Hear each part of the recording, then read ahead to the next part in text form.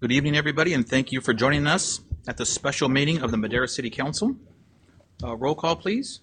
Mayor Andrew Medellin. Here. Mayor Pro Tem Jose Rodriguez absent. Councilmember Cece Foley Gallegos absent. Councilmember Will Oliver. Here. Councilmember Derek Robinson. Present. Councilmember Charles Rigby. Here. And Councilmember Donald Hawley. Present. Thank you, Sonia. Moving on to public comment, the first 15 minutes of the meeting are reserved for members of the public to address the council on items which are within the subject matter jurisdiction. Speakers will be limited to 3 minutes, and they will be asked to identify themselves and state the subject of their comment. If the subject is an item on the agenda, the mayor has the option of asking the speaker to hold that comment until that item is called. The council is prohibited by law from taking any action on matters discussed, and no adverse conclusion should be drawn if the council does not respond to public comment at this time. Is there anybody in the audience wishing to speak under this definition of public comment? Seeing none, I will close public comment and move into why we are here. This is a workshop with Bob Murray and Associates to define recruitment process elements for the city administrator recruitment and discussion of candidate profile and recruitment timeline with the city council. I don't see it on the agenda. Did I miss the pledge of allegiance? I just assumed it Does was it have to be agendized, Mr. Richardson, or could we all stand for the Pledge of Allegiance to kick our meeting properly?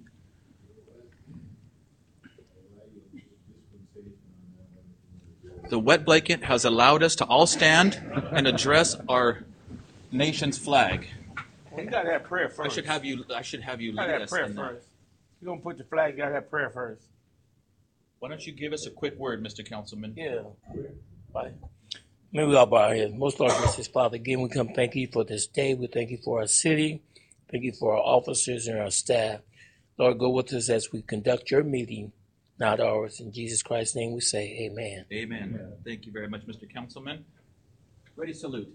I pledge allegiance to the flag of the United States of America and to the republic for which it stands, one nation, under God, indivisible, with liberty and justice for all. Thank you, everyone. And especially Mr. Richardson, thank you.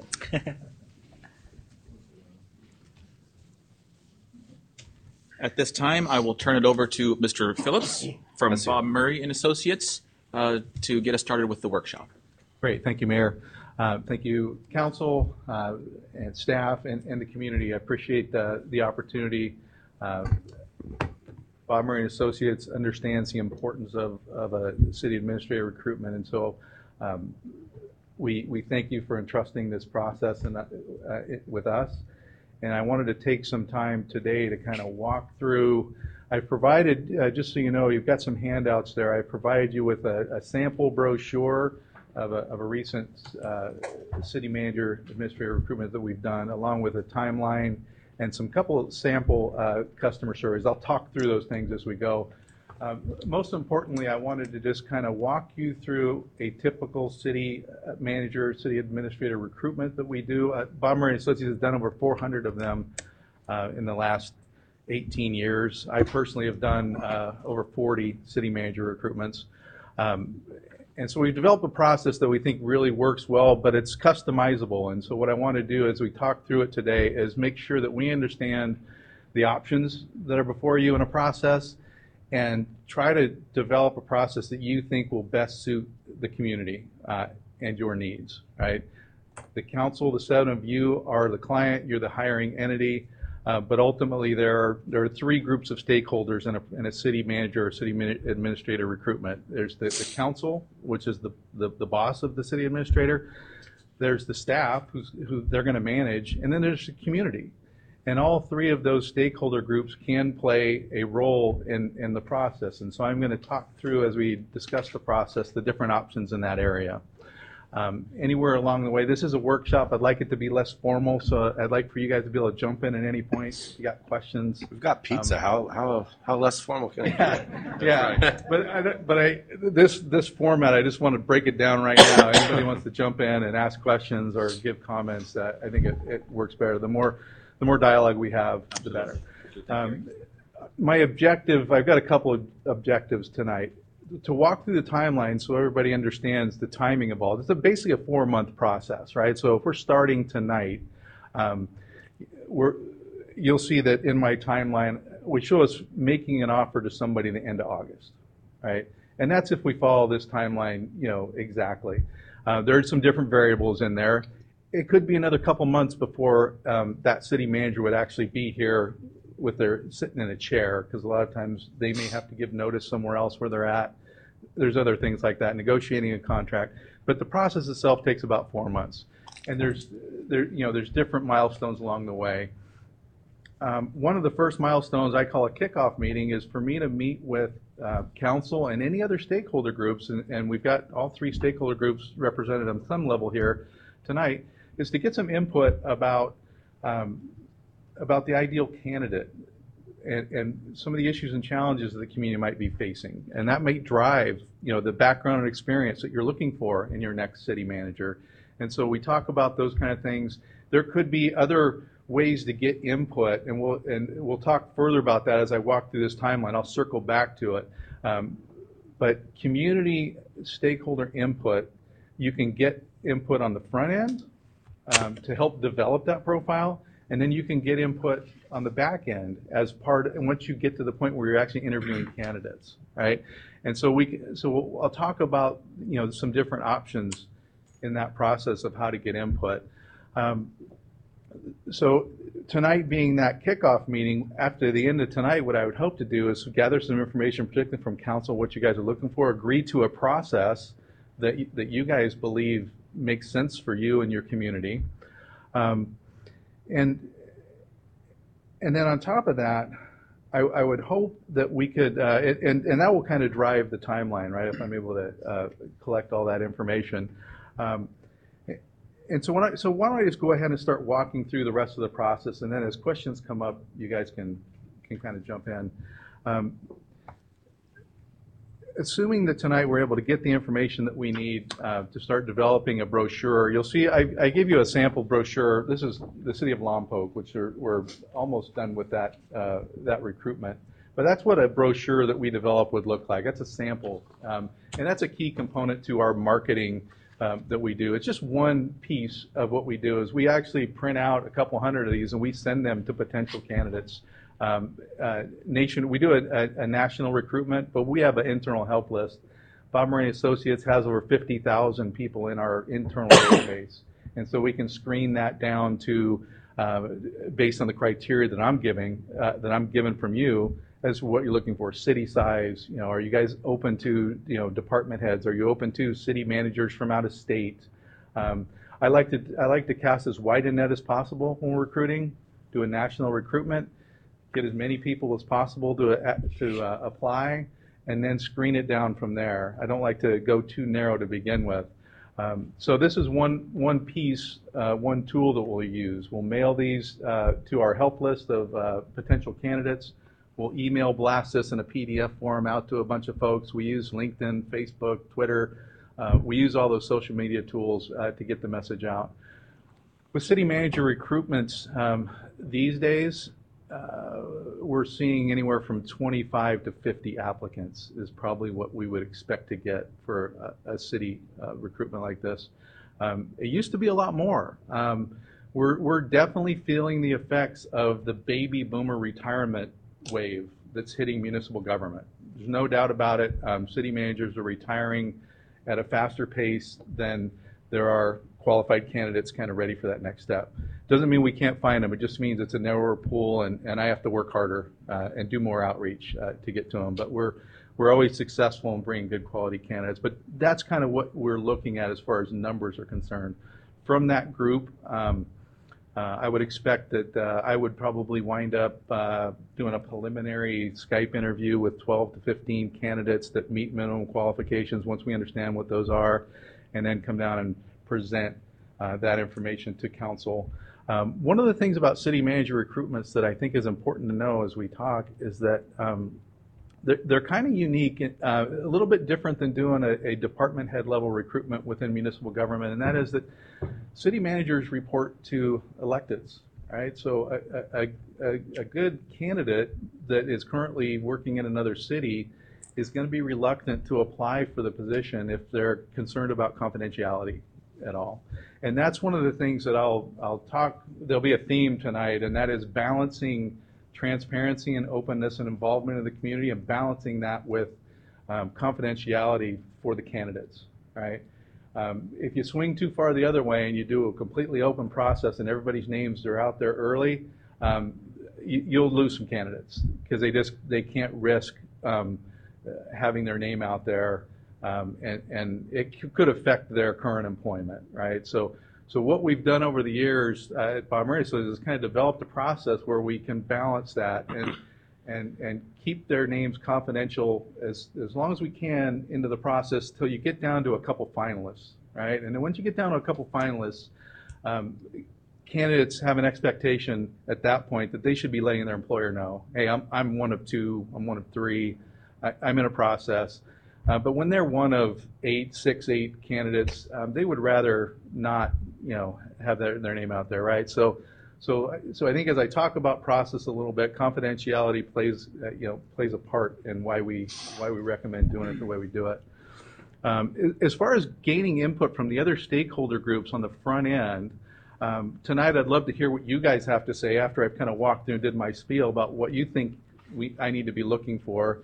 And keep in mind, I'm going to be the one that's out there talking to candidates. They're going to be calling me once the brochure's out there and talking to me. The more information I can get from the different groups, council, community, staff, get a good sense of fit, then when I'm talking to candidates, I'll have an idea. Everybody that I present to you and recommend to you will be capable of doing the job, right? That's my job, is to make sure that they all have the background experience and are capable of doing the job. Fit is a whole different story, right? And so fit is so important with a city manager. They're a generalist, they're a leader, and they're fit into the organization. They're fit with the 7 of you, they're fit with staff, and they're fit with the community. Is something that I will never 100% know, right? So what I do is I bring you a half a dozen flavors of people that can do the job, and ultimately you folks will decide what fits, if that makes sense, right? And that always seems to work out, and I almost am never right on picking the winner. But what I do is bring a good spread of different types of folks, and we find, and you guys tell us the right fit. So there's a couple different ways that you can get additional input from the community, in particular on the front end. 2 of the most common practices with cities is to do, one is to do an online survey, right? And SurveyMonkey is a really good tool that a lot of cities use. It's free. You can do that in-house. You put it on your website. You ask a few questions to the community. You let them respond, and then you publish those responses right back out there so that the community can see what the responses were. What you'll see on the second handout that I gave you, those are 4 questions that a city recently used in an online survey, a SurveyMonkey survey. To just give you an example of what you could put out there on a SurveyMonkey to gain input. If you wanted to have, and so a lot of cities find that suffices. You may find that you want to have some additional formats, town hall style meetings, or go out reaching out to different community groups. The second one is an example of a hard copy survey that you can give in those instances if you're going out to community groups to gain input, or you can put a form like this online that they could print out and submit. So there's different ways to gather input from the community about what's important to them. The kind of things that you want to learn from the community is we typically want to ask the community, what concerns do they have about the community? What issues and challenges do they feel the community is currently facing?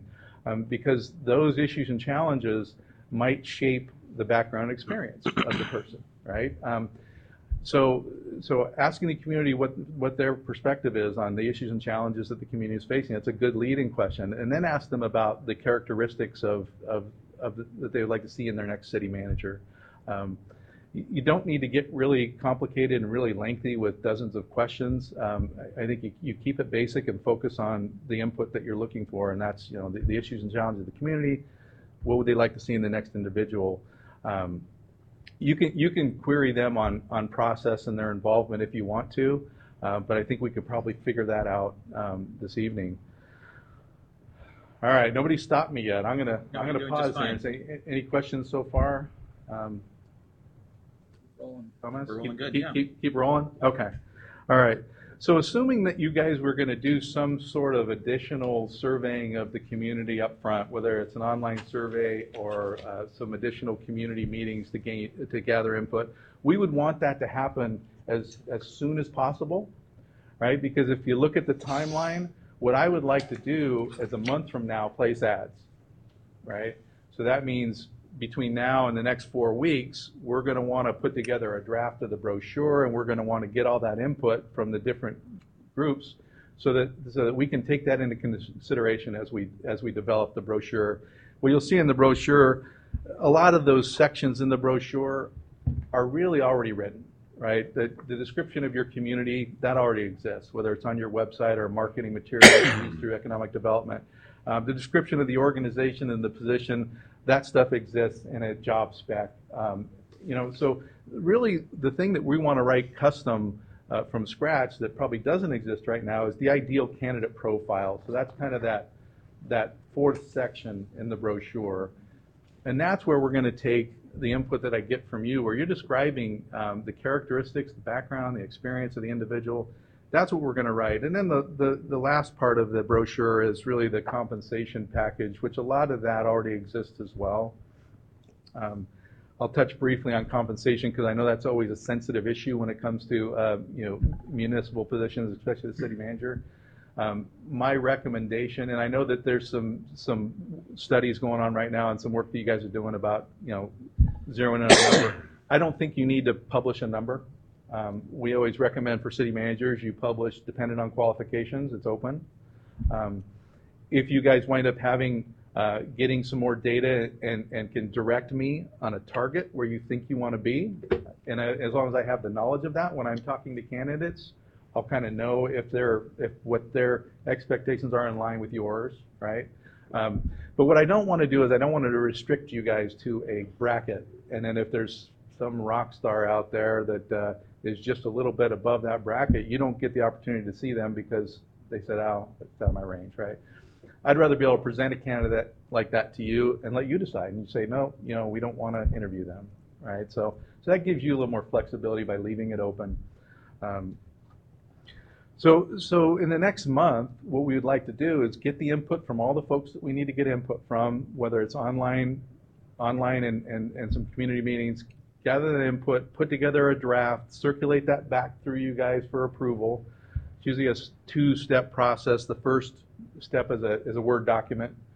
So we get the words approved first, and then we'll get some pictures, some photos from you guys, and then send you another version with pictures on it. If you have a city logo, a branding that you want to have on there, we can put that on there. Once that's approved, we'll place ads, and then we'll start our marketing. We like to market for about 6 weeks, and that 6 weeks gives us a good. It guarantees us that we're going to be in all the publications because they're monthly publications. But it gives us the time that we need to get into all those publications, but also do all the outreach that we need to do. So if you look at our timeline, if we were to do that, that shows us closing mid-July, closing the application period, right? We could have possibly closed it the week before, but that's 4th of July holiday, so I think that a lot of people might be out of town that week. So I wanted to give folks another week back in the saddle so that they could apply. And so mid-July close, I think, is good for working around that holiday week. I got a question. Yeah. Can we just pop in or do Yeah, absolutely. No, please do. Mayor? Yeah, of course. Go right ahead, Councilman. How would you advise us to get the community involved in the questions? Or without knowing your community, right? You guys know your community better than I do, and what format, what medium works best for them. I think an online survey is a no-brainer for me because it's easy, it's cheap, and a lot of people have internet access, and you can put it right on your website. So I think you should do that one no matter what. The question is if you want to do anything in addition to that. If you feel that there's a constituent group out there that doesn't go to the internet or doesn't go to your website, then the next, there's a couple of different ways. I've seen cities put that second one that I gave you, that flyer, you can put that in your utility bill. You can mail these out if you want, or you can have a town hall style meeting. That's if you guys get good participation from town hall style meetings, you can do that. Some cities today just don't get the turnout. So I've gone to them, I've facilitated them, and it's me and one other person. And so you don't necessarily get your bang for the buck if you don't get the people to turn out, right? But those are really the kind of the three ways: is to put it on the website, online version, send it out as some kind of a mailer, or have some kind of face-to-face town hall style meetings that can be moderated and collect the feedback that way. I don't know, what are your guys' thoughts on that? Where you think you get the best bang for your buck? During your presentation, I started writing down a few different community groups that I think we could all probably come to the same conclusion as to who they are. But in the city of Madera, we have had over 90 organized neighborhood watch teams throughout the city. And out of that, with each team, there's typically a neighborhood leader. And at least twice a year, we convene meetings with those neighborhood leaders to discuss upcoming events like National Night Out and to solicit feedback from the community members. And I thought that might be a great opportunity to reconvene those neighborhood leaders and into one room and really gain a cross-section of the community in an evening. And I thought that would be a good constituent group in addition to others I'm sure we can kind of come up with. Sure. I think that's a good point. I personally am not a fan of just kind of an open town hall meeting. To your point, Gary, we've had a number of town hall meetings, whether it's for our police department or water rates and things like that, and we just did not get the participation we wanted to. Even with punch and cookies, they still didn't show. But I think if we were able to target a number of stakeholders and groups in our community, whether it be our association of realtors or neighborhood watch, I think that might be a good way to do so. And I think you get a different perspective when somebody is online in the comfort of their own home to be maybe a little more truthful than what they may say in public.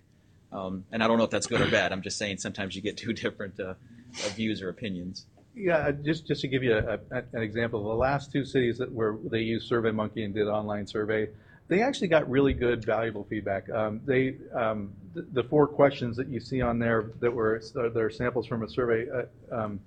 I think Lompoc used these questions in their survey, and so this is all public information because they posted it back on their website. But they had anywhere from 150 to 200 responses to each of these 4 questions.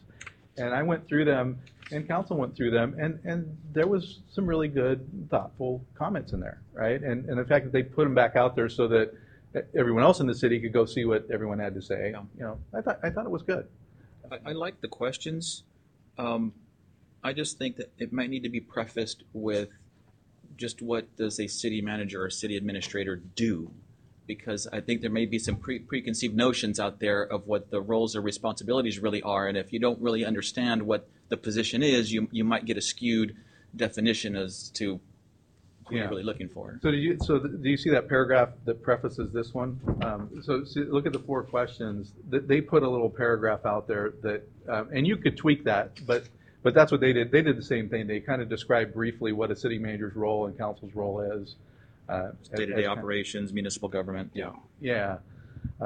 So you absolutely could tweak this to make it your own, for sure. I like the idea of targeting specific groups that are a little more engaged, like these neighborhood watch leaders. I think that's good because you will get good participation, and they're already shown that they have a vested interest in the community, so they're going to give you good, valuable feedback. I think that'd be a good option to do. I don't know how quickly you could pull a group like that together. But again, from a timing perspective, we don't necessarily have to have this done before we place the ads, but we definitely want to have it done before we close the recruitment, right? Because if we wait too long, they're going to say, well, you're already too far down the line. Why did our feedback wasn't taken into consideration, right? So it has to be timed right so we can weave that in properly. I would think, though, that feedback would be essential before going to ads and really having that candidate profile fully developed.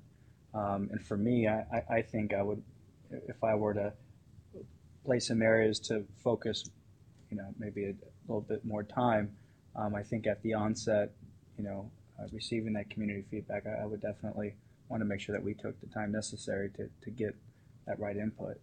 And as far as like the neighborhood leaders meeting, I imagine that's something that we could probably put together, and if folks can't attend, then we could then follow up with the online Survey Monkey as well. But I think it's important that we're just making that overture to the community, especially to our neighborhood leaders, to have a formal part of that process. Is that something that's attended by council, or is this something, and maybe this is a question for our city attorney, is it wise to have council there for that input, or is this something that should be facilitated by somebody else? City manager could facilitate that. I think if you're asking whether it's a good idea, it's probably more a question for Mr. Phillips. As far as can you do it or not, I mean, that's just a matter of agendizing it or whatever. But as far as whether it's a good recruiting idea, I don't know. That would probably, I'd defer to the. So in the past, was this? So I've seen it done both ways. Sometimes a client will have us facilitate. Some council members might show up to that meeting. Some might not. I've seen it. I've also seen that. So Roseville recently, they're going through the process right now. We're doing their recruitment. The council members themselves decided that they wanted to go out and meet with these different constituent groups themselves. Apologize for that. And so they went out, and each one of them met with different groups and gathered their own feedback and brought that back. So there's a lot of different ways to do the process. Whether or not council should be in that particular meeting that you've described, I don't know. I don't know if that's going to. I don't see that inhibiting them from because they're really not critiquing council. They're there to give input about the city manager. The one thing that can happen is if I'm there to help facilitate, I try to make sure that it doesn't turn into a gripe session about the previous city manager, right? So it's common for that's easy to go there, right? Yeah. So I try to make it clear to them that we really want to look moving forward based on history. You can use that to drive what you want now, but let's focus on what you want in the future. So that's having really a moderator there or somebody there that can say that to them. Council, you guys might not be the ones to say that to them, right? But so that's where having me there. I might even suggest that, I think the further away we can stay from the preliminary efforts of all of this, I think the better. I mean, if we can lean on staff to maybe conduct something like this, I think that would be great. I mean, for me, the last thing I want is to be in front of a group of people that said, hey, man, I told you we wanted this, this, and this. And that doesn't seem like that's in any of these candidates. Right. I thought you were listening to us. That's a valid point. So I think throughout our staff, I think we've got some people that we could lean on if this is a direction. And I couldn't see why Christina wouldn't be able to pull that together, especially with NNO coming really soon. I would imagine it's probably already on the calendar for May. I'd be surprised if it wasn't. I think to Gary's point, I agree with you totally, but I think to Gary's point, it has to be difficult to keep it on task and not talk about what we didn't like about the last city manager, or when you get electeds in the room, it's real easy to kind of start to judge and start to say things that you do or don't like that's currently going on, and you get off task. Right. And so if we're not there and the task at hand is to really get your feedback and include you with your thoughts and ideas, it may be easier to do so without. Right. Just a thought. Can this be done without a council member being present? Sure. Okay. I think that's the best way, because what it would do is it would target each one of us if we're in the room. Mm-hmm. And what I mean by target, I don't want to be facetious, but they would look for us, and like Councilman Riggs said, they would want to say, this is what I want and this is what I told you, and yet you're here and I want to know what you think about it. So I think if we're there, it will put us on the spot to answer the questions that we don't have answers to. So I don't feel that, us being there is going to change the fact that this is what they need to get the feedback for. By asking us the question, it's not going to get the feedback for them, because they might not even trust us. You know what I'm saying? But right. I think what we can do is, whether it's our own social media page or phone calls or word of mouth, we can reach out to groups to say it's very important to attend. We would really like you to Yeah. attend. Yeah. We Absolutely. value your feedback. Right. That's something that we can do and get these groups engaged, but doesn't necessarily mean Yeah, to be I present. would like Yeah. to think. I think that I think that's great. that would work. Using our social media platforms to get the word out. Yeah, just how important it is. Survey Monkey or whatever it might be. Yeah. Okay. Good question. The sooner the Councilmember. better to get that. I agree with you, Councilman Oliver, that feedback is ever so important before we put something together as to what And I we're think really with looking that, for. with that being said, what we would do then is we'll let that drive our timeline, right? So if that takes longer, then we would, the timeline would just shift a little bit more, knowing that, that milestone, we're not going to jump over that, right? So as long as you guys are okay with that, Sure. then I think that's sounds like a good process. I don't want to drag it out too long. Yeah. We want to put this together as quickly as possible. Yeah. Gary, and at these meetings, what would you expand from these 4 questions? I mean, these are pretty basic questions that you're asking your audience. What more would you expand on these? What would you expect from your audience to provide you as far as feedback? So I would defer and kind of turn that back to the folks that know this community better than I do, and you guys might have some better ideas about specifics, right? These were just kind of samples, and some cities go with these because they actually want it to be pretty broad-based and open enough to give people the opportunity to speak freely, right? So they're kind of intentionally broad and not a lot of them, 4 questions. Because if you hand somebody a survey with 15 questions, sometimes they'll just look at it and go, I don't have the time to. But if they see 4, they're more likely to engage. And if those 4 stay focused on the task but are broad enough, to give you examples, a lot of cities used to use Survey Monkey, and they would give people. There would be dozens of questions, and they all had multiple choice answers, right? And the feedback was, you didn't give me my choice, right? You said A, B, or C, but I didn't like either one of those choices, right? So the more detailed you get, the more people feel like they're being kind of painted into a corner with the question. So I don't know if you guys felt that there were some very specific issues that you wanted to draw out of the community about. We could definitely tweak it to do that, but I just don't know what those might be. Yeah, and the reason why I ask is because, if you have a room full of people, I mean, you can have 150 answers, depending on what the issue is.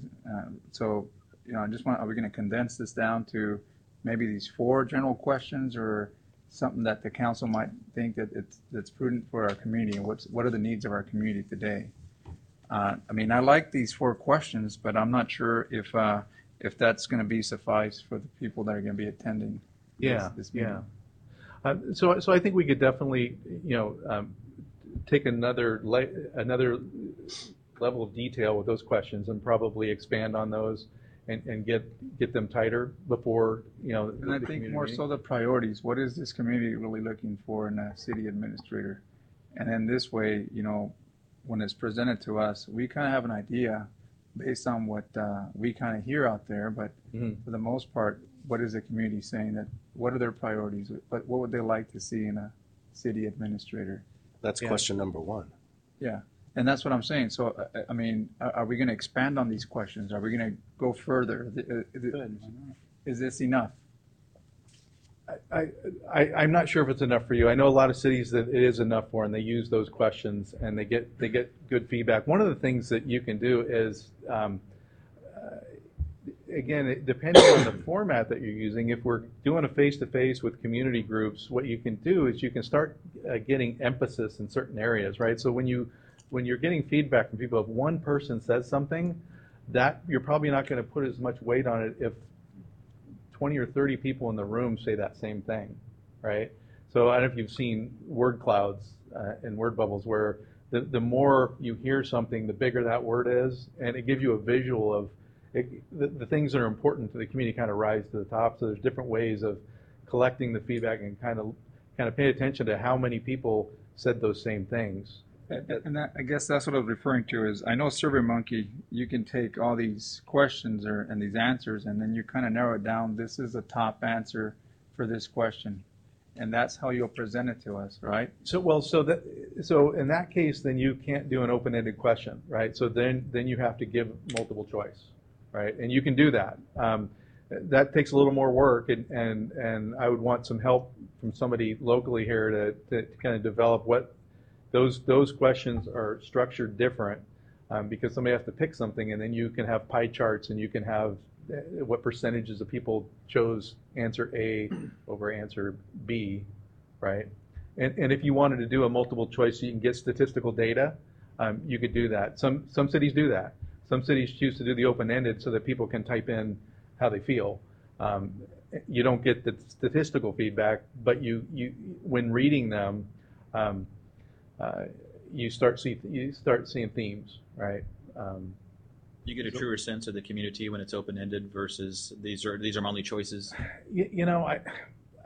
I think there's pluses and minuses to both, right? When you give them the multiple choices, you get the complaints that you didn't have the right choices. And if you put another, they type their comments into the other, and you still wind up with a comment field, right? That you have to. So if you leave them open-ended and get everyone's comments, it takes a little more time. You have to read through. So each council member would need to read through it, but you would be able to draw your own kind of themes from reading that. I don't know which one's better. I think either one can be an effective tool, and it really just comes down to what you guys prefer. One of my reservations is having a survey that has, let's say even 2 more questions. The longer it is, the less likely we're going to start getting participation. I mean, you're going to get through question 3, and I'm done. So I like the idea of something simpler with 4 questions, be it these 4 questions or something that echoes the sentiments of these 4 questions. But I for one, don't want to get too into the details when we're talking about. This is really just to help us kind of get a better idea of who we're going after in the first round, if you will. Right. I think the importance of this process and the reason why you do community engagement is twofold, right? You want the community to feel like they're part of the process, right? And so that's one of the major reasons is you want that sense of transparency, and you want to give them an opportunity to give feedback. You want to also make sure you're getting valuable, data back, to help shape your thought process as you're going through the process. And if you go too deep and too detailed, you might get less responses. So then you're getting a little bit narrower slice. So it's a balance. And as far as whether you go with multiple choice to get statistical data, or where you go to open-ended questions so that people can feel like they had a chance to really express how they feel, I don't know if one's better than the other. I don't know if that's. Well, we're going to leave that to you, right? I mean, What's that? You'll be able to define whether the other one is better or not by getting us the data. And once we have these open forums or these meetings, and I guess we'll be able to find out what kind of data is coming out of that. Because you'll be able to present that to us, and then we'll be able to see. At this point, I think it's just a matter of how many questions are appropriate for a meeting, such as what you're going to be presenting to us. I would like to point out to the council that the surveys are included in the package. A town hall meeting is not. That is an add-on. Just want to make sure that you're aware of that. And if it is council's desire that Gary participates in that, that is that extra fee related to that. Just want to make sure that you have that in mind. Thanks, Steve.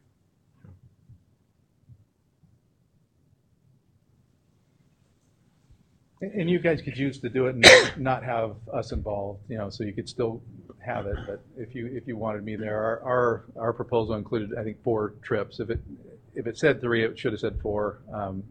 We do an extra trip for city manager recruitments because there's 2 rounds of interviews. So the 4 trips where I come out is one's tonight, second one's when I make my recommendations of who we should interview, and then 2 rounds of interviews. So those are the 4 trips. And if you wanted me to come out and help facilitate a community meeting, I'd be happy to do that. But that's that extra trip. Thanks for pointing that out, Steve.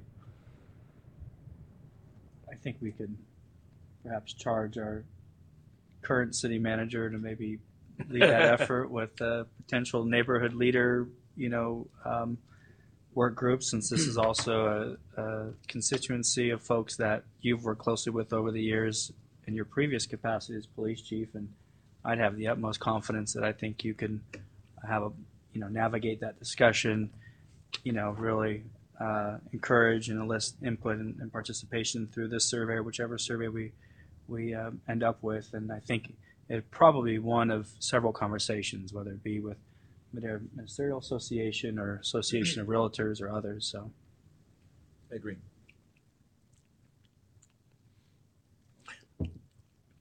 You What I would like to, yeah, what I like to see is sometimes what we fail to realize is that we only send to certain groups, and we have a lot of groups out there that are not getting the message.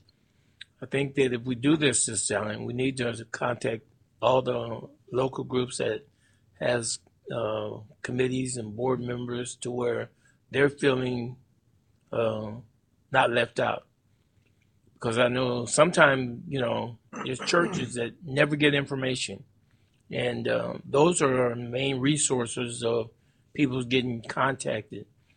We have other little group organizations that needs to be contacted, even by letter, to let them know what's going on. I'm not saying they might all be there, but I think they all need to be notified that this is happening. Yeah, I agree. We always say send it through the water bill. Some folks that live out in the country don't get the same water bill we do, but they're still part of an organization or a group. So I'm hearing a couple options. We went from a neighborhood watch to what really sounds like a town hall meeting that we open up to everybody. From my perspective, whether I talk to Well, one not so or much- 200 doesn't really matter. Well, not so much as inviting them, is just to let that organization know what we're doing. Whether, they decide to come to a neighborhood watch meeting, fine. If they don't, that's fine too. But at least they're informed of what we're doing as a city. So if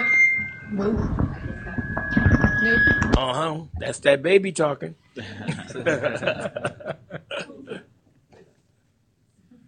It's trying to talk now. It's trying to talk. So I just want to make sure that we're all understanding each other, because I want to be able to leave tonight with some direction, and I don't want to have to wait 2 more weeks to agendize something and then 2 more weeks to agendize something. So Donald, what you're saying is you want to make sure they're aware of the process. So Right. if we have an online survey, or they can request a print copy or come here and fill one out, as long as we're notifying them of that opportunity, does that meet with what you're talking Yes. about? I got the sense that you were thinking more of an organized group to meet with a certain number or numbers of with our neighborhood watch leaders group that we convene twice, 2 times, 3 times a year, extending that opportunity to them, perhaps to meet in person at the redevelopment agency building with Steve and staff to encourage that they participate in this. And if the folks can't attend, and like you said, there's probably going to be some other items that can be part of that agenda, like National Night Out. And if folks can't attend, they'll still have the online survey. But I think for them, with their importance in the community, representing a lot of those neighborhoods that have organized, I think it's important that we extend that formal invitation in person, to share their thoughts. Yeah, I'm not sensing a town hall meeting per se. Mr. Frazier, I'm thinking our liaisons that work within the community, that have a connection to City Hall, be it through this organization that's a neighborhood watch group or whatever. Even if you did an email of past participants in citizens academies, or an email of past participants in the police citizens academies, or those that are participating, just enough to start the word of mouth. We'll use our social media platforms. I'm sure every council member would do that as well, and start directing people to the online survey, as well as making available, like Wendy had said, these surveys, be it here at City Hall or maybe a PDF print your own, and you can drop it off at the box at City Hall or with HR, something like that. But I wasn't sensing a town hall meeting. No, I wasn't either. So I'm sorry, maybe I was sensing one based on the conversation you guys were having. Is this not inviting these people to a some type of event where they would meet with Gary.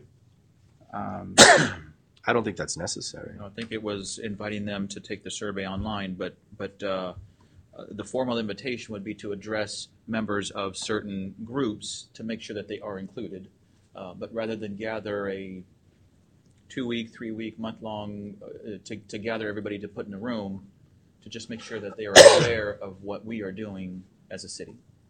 Okay, so maybe I misunderstood. And how would we facilitate the National Night Out leaders, or I'm sorry, the Neighborhood Watch leaders? How would we facilitate those?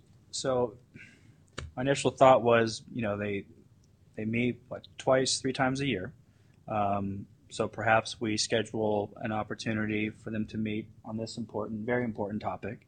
And we're very intentional that the council and the city wants their input and their feedback as to the direction of the community and the ideal candidate profile for our next city manager.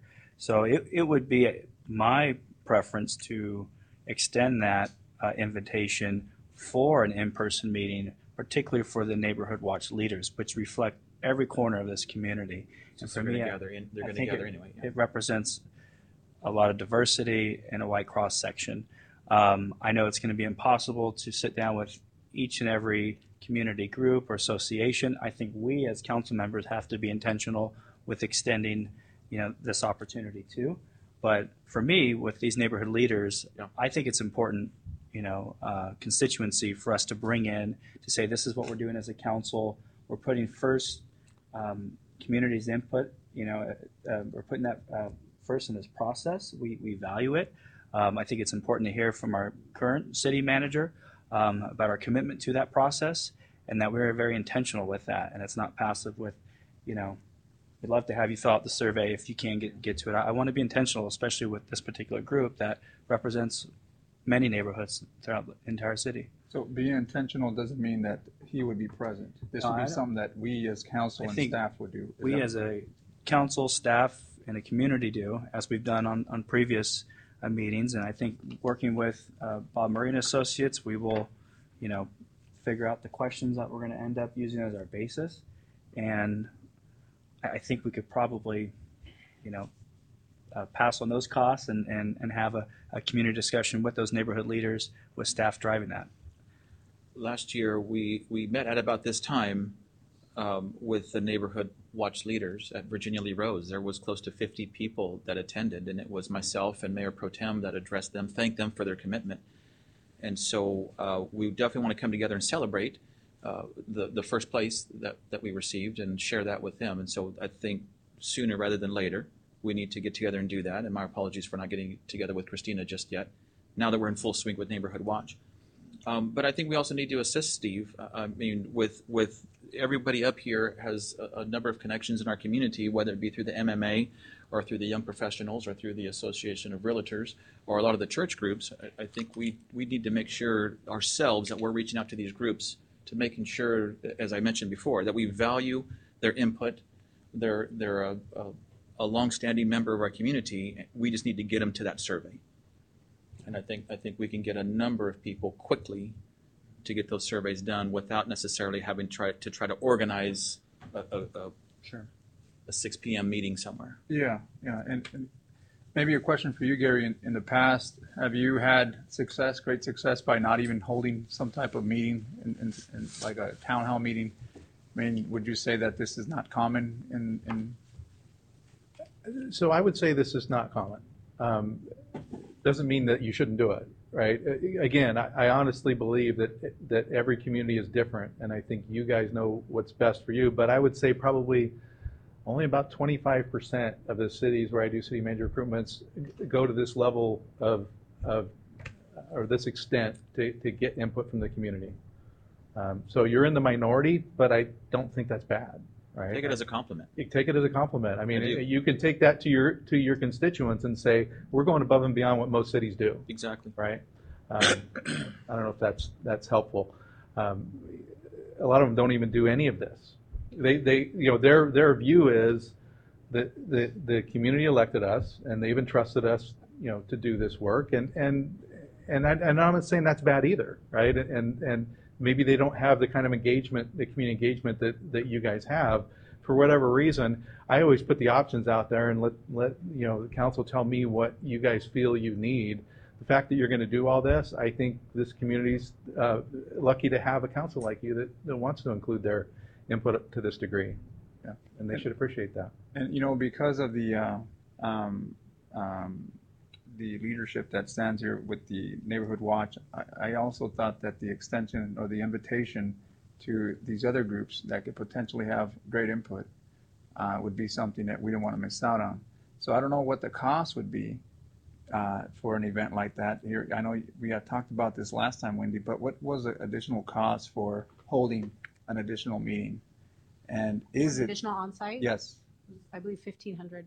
Okay. Yeah. So then the question would be, would it be worth it to potentially invite some of these organizations and groups that are committed to our community, at least to have a one-day event where you give them an opportunity for input? Well, if it really comes down to council's desire. If you think that the community is more likely to give you answers to these questions if Mr. Phillips is standing in the front of the room rather than staff or a council member handing it to them, then you choose where to invest your money. Yeah, well, I mean, he's the expert, so facilitating that event would be something that you would do. Sure. And that's something that we would expect based on those $1,500 that he'd bring back the information that we can digest and then say, you know what, this is what we want. I just want to make sure that we don't miss out on opportunity. I just know from the past, Jose, we've done town hall meetings on several different very important we'll call them policies or themes, and the participation is minimal. And I personally, having been on this council now for nearly 4 years, I don't see the benefit in some of our town hall meetings. I think some of the best town hall meetings were hosted by our police department, and I'll never forget that first shooter town hall meeting. There was actually more people watching it live online than there were inside the room. And so I think what Gary brought up is absolutely true, that we're a unique community where this dais has deeper roots and connections to those people groups, and I think it would serve the survey better if Councilmember Rodriguez showed up to the lunch meeting or whatever of that organization, more so than inviting him out for a 6 o'clock meeting at the Madera South Library for a quick 45-minute rundown of the city administrator recruitment process. That's just my personal opinion. Yeah, I don't know. And sorry, go ahead. So I was just going to say, I think the difference might be when we held town hall meetings, it was a come one, come all. I think if you look to invite target groups, your neighborhood watch leader group, your realtors association, the ministerial association, you'll get a greater response there. And really, it's a small investment in a very large decision. $1,500 is nothing with the intent of finding the right candidate. So let's schedule a date. Ask Gary to come back. Ask him to facilitate that, and invite those target groups and as many as you can think of to attend that event and get as much feedback, as much bang for our dollar as we can in that endeavor. And then with that investment, Steve, thank you, is, you can really put out a message to the community that, hey, whether you make it or not, that's on you. We made the investment for you to come out here and give your input. Mm-hmm. And then you can narrow that down. In the past, when I served in the school board, we went through this process twice in a period of 4 years. And I think the community investment was big. Having input from them directly. I understand that the Survey Monkey is great, but that's only going to attract those that are, that have the technology, can do that online or what have you. But we also have those other groups, big group in our community here that also does not have access. And maybe just having that invite, $1,500, I think it's a small investment that we can still get these groups in there. And how we facilitate that, then we'll leave that up to you because that's your experience. Yeah. Happy to do it. Well, we better start planning then, because May is a busy month. You have Memorial Day, you got graduations coming up, a lot of different things. Well, clearly, the sooner the better. We'll sit down and we'll certainly reach out to Christina if maybe Realtors Association, if we can kind of find some days that they're available and let us know. We have service clubs in Councilman this town. Rodriguez, that would, you know, and So, we'll, so just so I have clarification in my mind, is this in addition to the neighborhood watch groups, or are you talking about pulling it all together into one? All Pulling it all together. together in one. Okay. Extending that invitation. Okay. And, thousands of people will show up. Yeah. Bunch of cookies. Councilman Oliver. Not optimist, right? I'm not going to beat a dead horse. I would definitely be open to that, and I do agree. I think that would be a wise investment of your time, and to be a part of that, and also to see and hear some of that feedback directly, since it is, you know, less instances where you are engaged in that level of community dialogue for this decision. So I would definitely be in support of that. I'm sure we can get enough folks in one room here in short order. Sure. And that really doesn't change the text a whole lot or the brochure. Other than that one section, the ideal Just the- candidate yeah, profile. so we can continue with that until we get some community feedback. But yeah, we'll get all the photographs other and- pieces dialed in. Yeah, exactly. got it. Right. Councilman Robinson. You know, since I've been in, live in the city, the main feedback I get from all the citizens is they want downtown revitalization. They want like Costco or Target. And they keep hearing that, well, you don't have the income for those. And I see other cities that have the income for, in the same income level. Like Hanford and Merced. We need something like revitalization, working with the Art Council, beautify the streets. You go down Yosemite, it looked like back in the 1930s.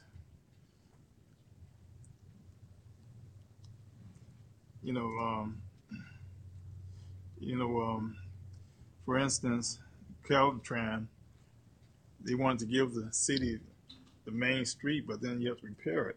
It costs a lot of money, millions of dollars. Right. And then the people they want to feel safe in the city. That's another item right there. And then they want the streets repaired and lights and more shops. For our youth, for the elderly, something to do. Better transportation. They talk about the homeless problem. I think once we find our city manager, these are going to be all issues that he or she is certainly going to face with us up here, Mr. Councilman. Yeah, I'm not sure if this is part of recruitment. Yeah, but we need somebody that's going to be innovative. Of course, absolutely. That's why. And see his results what he had done in the past. Mm-hmm. So thank you for that, because those are the kind of things that I want to hear from everybody. You talked about some of the issues and challenges that you're facing. I think those are important. We don't always put those into the brochure because we want to focus on the positive, but those do kind of drive the background experience, right? Mm-hmm. So you start talking about, so you want someone who's innovative and results oriented and has a track record and can show things. Those are the kind of things that do get woven into a keep hitting that. That do get woven into the description of the individual. So that's those kind of things are helpful. And I'm hoping to get those kind of comments from all of you at some point this evening that will help as kind of a starting point that will then add the community's input on top of that. But Innovative council thinking. input for this is just as important, if not the most important. In this whole process, and I never lose sight of who my client is and who the hiring entity is in this process. Okay, so are we clear on kind of the community engagement piece of it? And I think so. Okay, Yeah. All right. So are we, I'm going to jump in here. Are we comfortable with the questions as posed? Are we okay to talk to Joseph and Mark tomorrow about getting these, like the online survey, make it pretty and get it up?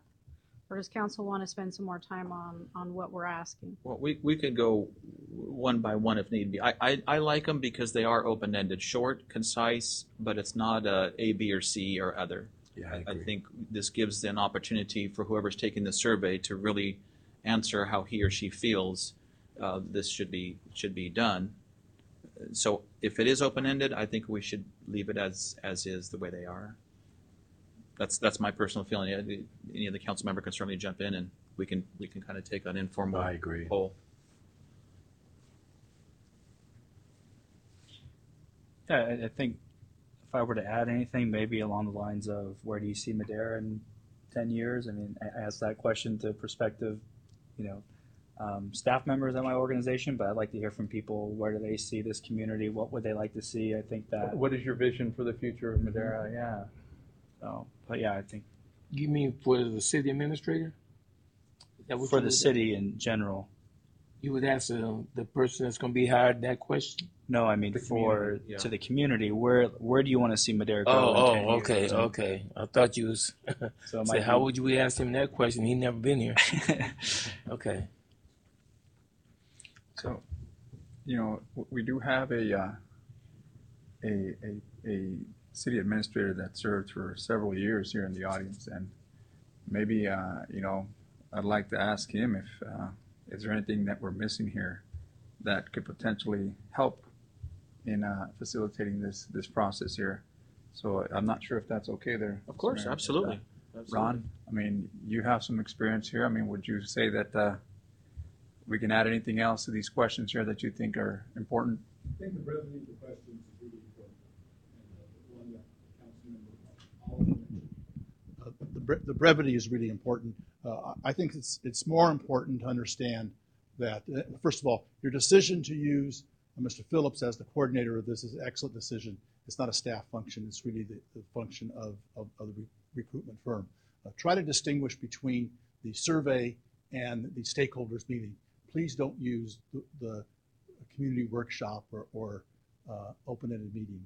As you said, Mayor, that's an invitation to disaster. Right. The idea on the stakeholders meeting, and I gave your staff a list of 30, 40 recommendations. The idea, including all areas that you mentioned, stakeholder groups like the Ministerial Association, the realtors, the development community, the Chamber of Commerce, the education community, NAACP, et cetera. So those are all excellent. So those questions are fine. Maybe the addition of the one that Councilmember Oliver mentioned, the idea of using Gary as the facilitator. Just don't use that term. What was the term we were using? Town hall. Town hall. Don't use it. Yeah. Don't use it. Stop it. It's a big no-no. The idea of invitation-only situation, 25, 30 is excellent. And then with the discussion that you're having now, what Gary's learning about the community and the response from the online survey will dictate the questions and process that he goes through, because he'll have all this information. So I think that you could hassle and go over these questions time and time again. What's really important is that you're asking, right? Yeah. And the idea of using what you all threw out there, I presented to your staff already 25, 30 groups. I was thinking that my submission maybe missed out on some young business persons groups that I know that Will works by, because I didn't know what to call it. I think those questions are fine. Thanks, Ron. Yeah, thank you, Ron. Thanks, Ron.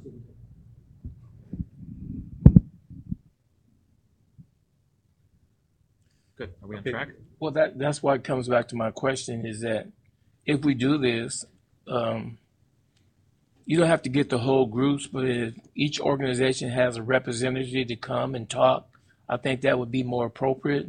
I'm not saying they invite the whole group, but they have a president or a vice president that might want to come and give some input or to hear what's going on.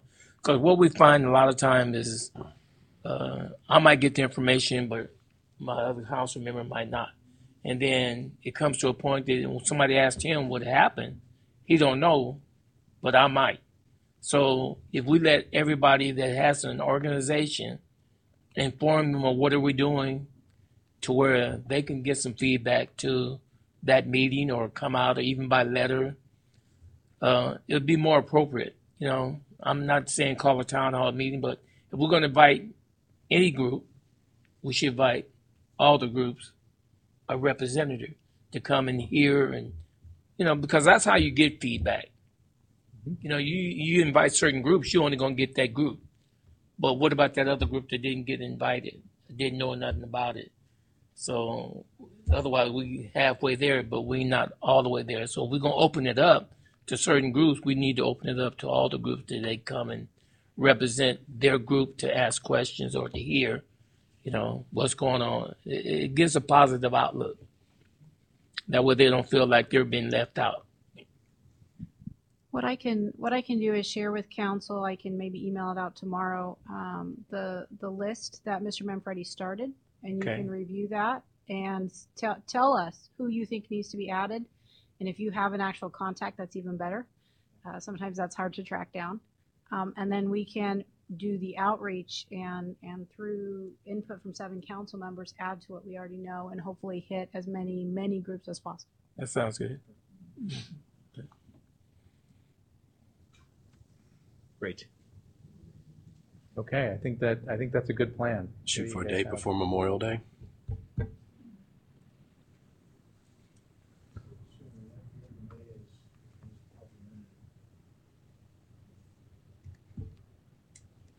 I'm sorry, what is it? Are we trying to set a day now? I think we're going to have to look a little bit internally and give Mr. Phillips an opportunity to look at his calendar. My thought in my head is we've either got to hit that 4th week in May, or we're probably talking after the 1st week of June, because you have to bypass the holiday and the graduations. But even into mid-June, you're talking college graduation. So it's going to be better if we can get it on calendar before the end of that 4th week of May, before the holiday. Is the 28th, is that a holiday? May 28th? Memorial Day, yeah. And I know a lot of schools are ending the last week of May this year, or starting at that point through the 1st week of June.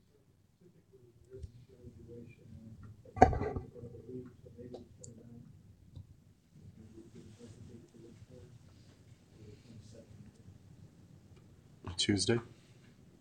Or even 23rd, 24th. That's an off week. Yeah. From council. It's true. What days does Graduation is June 6th and June 7th here in Madera for our high schools. Furman is the 5th. Reedley College Madera Center is the 17th, 18th, I believe.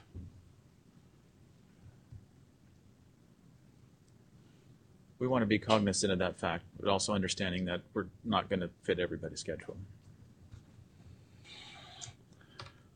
Okay. I think around the 29th or 30th of May would be a good time. Yep. Councilman Robinson. Yeah, I was looking over some of the positive views of Madera City also. You know, they can be listed. Like, Forbes magazine listed Madera as #1 in the industry. You know, but yeah, we're trying to get the city administrator dates. Yeah, no, that's part of it though. But those are going to be questions we're going to ask him. Yeah, but that's still part of it. You know, like for instance, centrally located, affordable homes.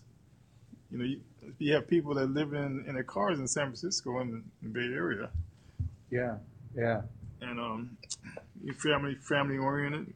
We're in the top 10 in agriculture. You know, stuff that that's very positive that could bring somebody here. Yeah, and Eric, that's the kind of stuff that when you think about marketing your community, right? You guys may already have a lot of those kind of documents. You know, when your economic development group is out there kind of pitching Madera to bring business in, you guys probably have a lot of that information already, right? So we'd be able to get all that information that already exists, so we're not reinventing the wheel. Because I'm sure you've got a good list of those kind of things. We want to make sure and put those kind of things in the brochure. Absolutely. Okay. Yeah. Welcome. Okay, so did you guys, were we trying to get to an exact date, or are we just kind of circled in? No, just kind of a ballpark. Okay, so I think we've got a good idea, and I'll work with Wendy and make sure that we get that date nailed down, and I've got it on my list that I'm going to facilitate that, and I'll make sure that I'm available to do that. So that gets us through, the community outreach, the upfront portion of this that develops the candidate profile, gets the brochure. Now we place the ads, and we're kind of off and running, and we're doing our multimedia campaign to attract candidates. And I've already talked to several candidates. Once we knew we had the recruitment, believe it or not, I know hundreds of city managers, and so they'll start calling me when we've already put it up on our website as an upcoming opportunity, and so I'll start getting calls. So there's already interest. I think Madera has a good reputation. You guys, you've had a city manager for the last 20 years? 24 years, right? That's a good long run for a city manager, and that shows stability within the council, within the community. That's something that's sellable. When you think about the kind of things that can affect a recruitment, if you've got a city where every 2 years they're changing out their city manager, there's been a lot of negative press around council or the city manager, and there's been a long history of that. I don't see that kind of stuff here. I think you guys have been a very, very stable. So candidates will look at that kind of thing, and they're going to see, hey, the last city manager was there for 20 years. That's kind of rare. That to me is something that I can sell, right? A good functioning council that works well together, good staff, all those kind of things are the things that I've already had people calling me talking about that kind of stuff.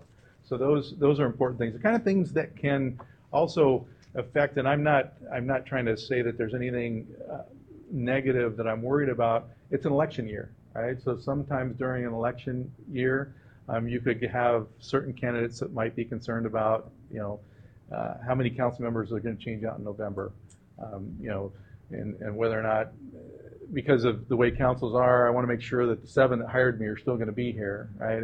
You can't do anything about that, but I think we also, so I bring that up, so when we talk about this thing maybe delaying a little bit, maybe sliding a little bit because of this input, I think we definitely want to be cognizant of the fact that the sooner we can get that person in the seat and get some time before the election, I think the better.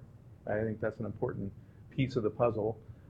Steve will like me better if we're able to get this done in a reasonable amount of time, right? I'm not sure how much time you've committed to them, Steve, but I'll try to stick to whatever that is, or sooner. So those are the things that, when you think about a candidate looking outside, looking at Madera, is Madera a place I want to be? Is it a good fit for me? You've got you can market the city, but there, you guys televise your council meetings, right?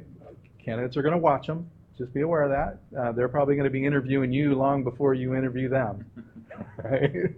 So that's just part of what they do, right? They're going to watch council meetings. They're going to look at your budget. They're going to look at stuff and make sure that because a good candidate, you hope, does that kind of homework, right? Because they want to be a good fit as much as you want them to be a good fit. When you think about city managers, and I don't know, I sometimes wonder, it takes a unique kind of individual that even wants to be a city manager. Very difficult job, as you guys know, to report to electeds. You've got a big responsibility running an operation. You take your policy direction from you guys, but then you got to go implement it, and you got that the dynamics are ever changing. And I don't know if you guys all are aware of this, but the average tenure for city managers right now in California is 4 years. That's the average. So the days of these long tenured city managers that spend 25 years in one city and then retire and right off into the sunset with a big grin on their face, those days are gone. And it's kind of a sign of the times. And I always tell council, because I meet with dozens of councils every year, so I get to see kind of a cross section. And when I meet a good council like this, it's kind of a breath of fresh air that you guys, are doing something right. There's a lot worse situations out there, and you think about what a city manager, you're going to ask. Let's say you hire somebody from outside the area, right? You're going to ask them to uproot their family, move to Madera, change schools for their kids, commit to you to spend the rest of their career here, and 2 years from now you might let them go for no cause. That's their world, right? And so what we want to do is convince candidates that type of turmoil doesn't exist here, right? And the way we make sure that happens is by finding a really good fit, because fit is what's going to allow that person to be stable and survive, election cycles and changes in the council and things like that. And if we get somebody that fits within the community, fits within this group, that's what I look for. And I know I kind of went off on a little bit of a tangent there. Apologize for that. That's good. That's good. I think you're bringing up a good point because, maybe that is long gone now where you have these city administrators that can last here, but why not? Why not Madera?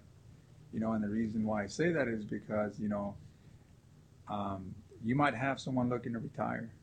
You might have someone saying, I want to give my last 3 years to a city. But then how do we know that that's going to be the best efforts that this person brings to our city? I'm not saying that we're also looking for, in my opinion, someone that's, young with that vibe that wants to bring in something and belong to the city of Madera. You have to find the right fit. But I think that's what makes it the hardest is because, like you said, these people have to prioritize their lives to be able to fit here. Right. And I tell you this from experience in the past because we had to find several of them. And it was a process where, no different than a city administrator. They have like a 3-year tenure. Right. You're touching on my favorite subject right now. I just want to tell you, I could talk for hours about this. I won't, but I want to jump in and tell you that when we start talking about fit and we start talking about candidate pool and what background and experience a candidate's going to have, there are kind of two camps that these folks might come from. One is a really seasoned, experienced city manager that's maybe had several cities under their belt, so they've got a good breadth of knowledge and experience, and they can come into the chair and there probably isn't anything you're going to throw at them that they haven't probably seen before in some version, right? And there's value in that for sure. But they might be near the end of their career, right? They might have 3 to 5 years left, or they might tell you more, but you don't know, if they get worn out faster. So there's a balance between, getting that experience, but how much more time do they have left to give? But the other thing that's more important, I think, is the style of your council manager form of government. What's working here? And there's two different, there's the old school city managers that kind of came up through the ranks years ago when councils were different, right? Councils were a lot more hands off. And the city managers that kind of, their whole career is in that environment, some of them were able to evolve into this more progressive, more transparent model that cities seem to have gravitated towards, right? But some of them, they struggle with that, right? And so if what you guys feel you need is somebody from that more progressive, more up-and-coming generation that's used to the transparency and it doesn't make them uncomfortable, it could be a younger person that maybe it's a department head from a larger city that's ready for their first city manager, but they're going to bring a ton of energy and new ideas and that fresh kind of out-of-box look at things because it's their first city manager and they want to make their stamp, right? You know what I mean? So my goal is to bring you both, right? And let you guys decide what background, experience, where they're at in their career, all that kind of stuff. And you may think that you want this, but then you might see that and go, oh, I thought I wanted that, but man, I like this. You know what I mean? And that's. Well, let me ask you a question, Gary. What have you seen here in your experience as far as that right fit that you're saying? Do you see that candidate that can get used and adapt to this new way of doing things, transparency and all? Do you see that candidate lasting a long time? I mean, because not necessarily this council, but any other council can have diverse and things have changed in the last 20 years, especially with demographics and who sits on here and diverse views of looking at things. But things can change. So these candidates that you talk about, I mean, can they hang? So survivability for a city manager, I think a lot of it has to do with the council itself. Right. In other words, the more divided a council becomes, if a council's really on a hard 4-3 split or a 3-2 split with a 5-member council, if every single policy decision is on a 3-2 or 4-3 split, the city manager's job is harder, right? Because they have to implement those policies, right? Once the vote is made, their job is to implement the policies that the majority of the council has voted on. And in doing that in a split council that's a hard split, right? There's always the minority that feels like they're not being heard or being left out or whatever it is. And so that manager's job is to make sure that the full council feels like he's not playing favorite, he or she is not playing favorites, that everybody's voice is being heard, and they're doing the best to, to kind of bridge that as best they can. And I think the reason why tenures are dropping off is because a lot of times they just can't do it. And as soon as that election happens and there's a power shift, the new group in power says, well, we want our city manager because this one was their city manager. Right? And I don't know that you can do much about that as a city manager, right? Except try to be as neutral as possible and give all members of the council equal time, and do your best, to move their policies individually forward and collectively. Do you think some of them struggle with how many council members there's on the bench? No, I don't think so. I think there's lots of cities out there that have 7 and even 9 member councils. I don't think the number itself is a problem. I think what they're going to look at is how well does the group work together, right? And how you guys handle yourself in disagreement, right? Nobody expects y'all to agree with each other, but how you guys handle when you don't agree, that's what's important, and what candidates will look at. We have a conference room in the back, and we typically handle. There you go. Or in the parking lot in the back. All right. So I know we digressed a little bit there, but hopefully that was kind of helpful in framing some of this stuff as far as candidate and how long you can get them to stay and that kind of stuff. There's so many variables. All good information, Gary. Thank you. Okay. Any other questions before I move into the kind of the next phase, which is, we now have theoretically, we've now got the input from the community. We've put together our brochure. We've placed ads. I've been out there talking to folks. Now it's closed, and we're at the next phase, which is screening the applicant pool down to the folks that ultimately are going to go before you for an interview. What Bob Murray and Associates recommends is a 2-round interview process, and we believe that, and this is where I'm going to start talking about confidentiality a lot again, because it's city managers. We believe that the first round of interviews should be with the 7 of you, right?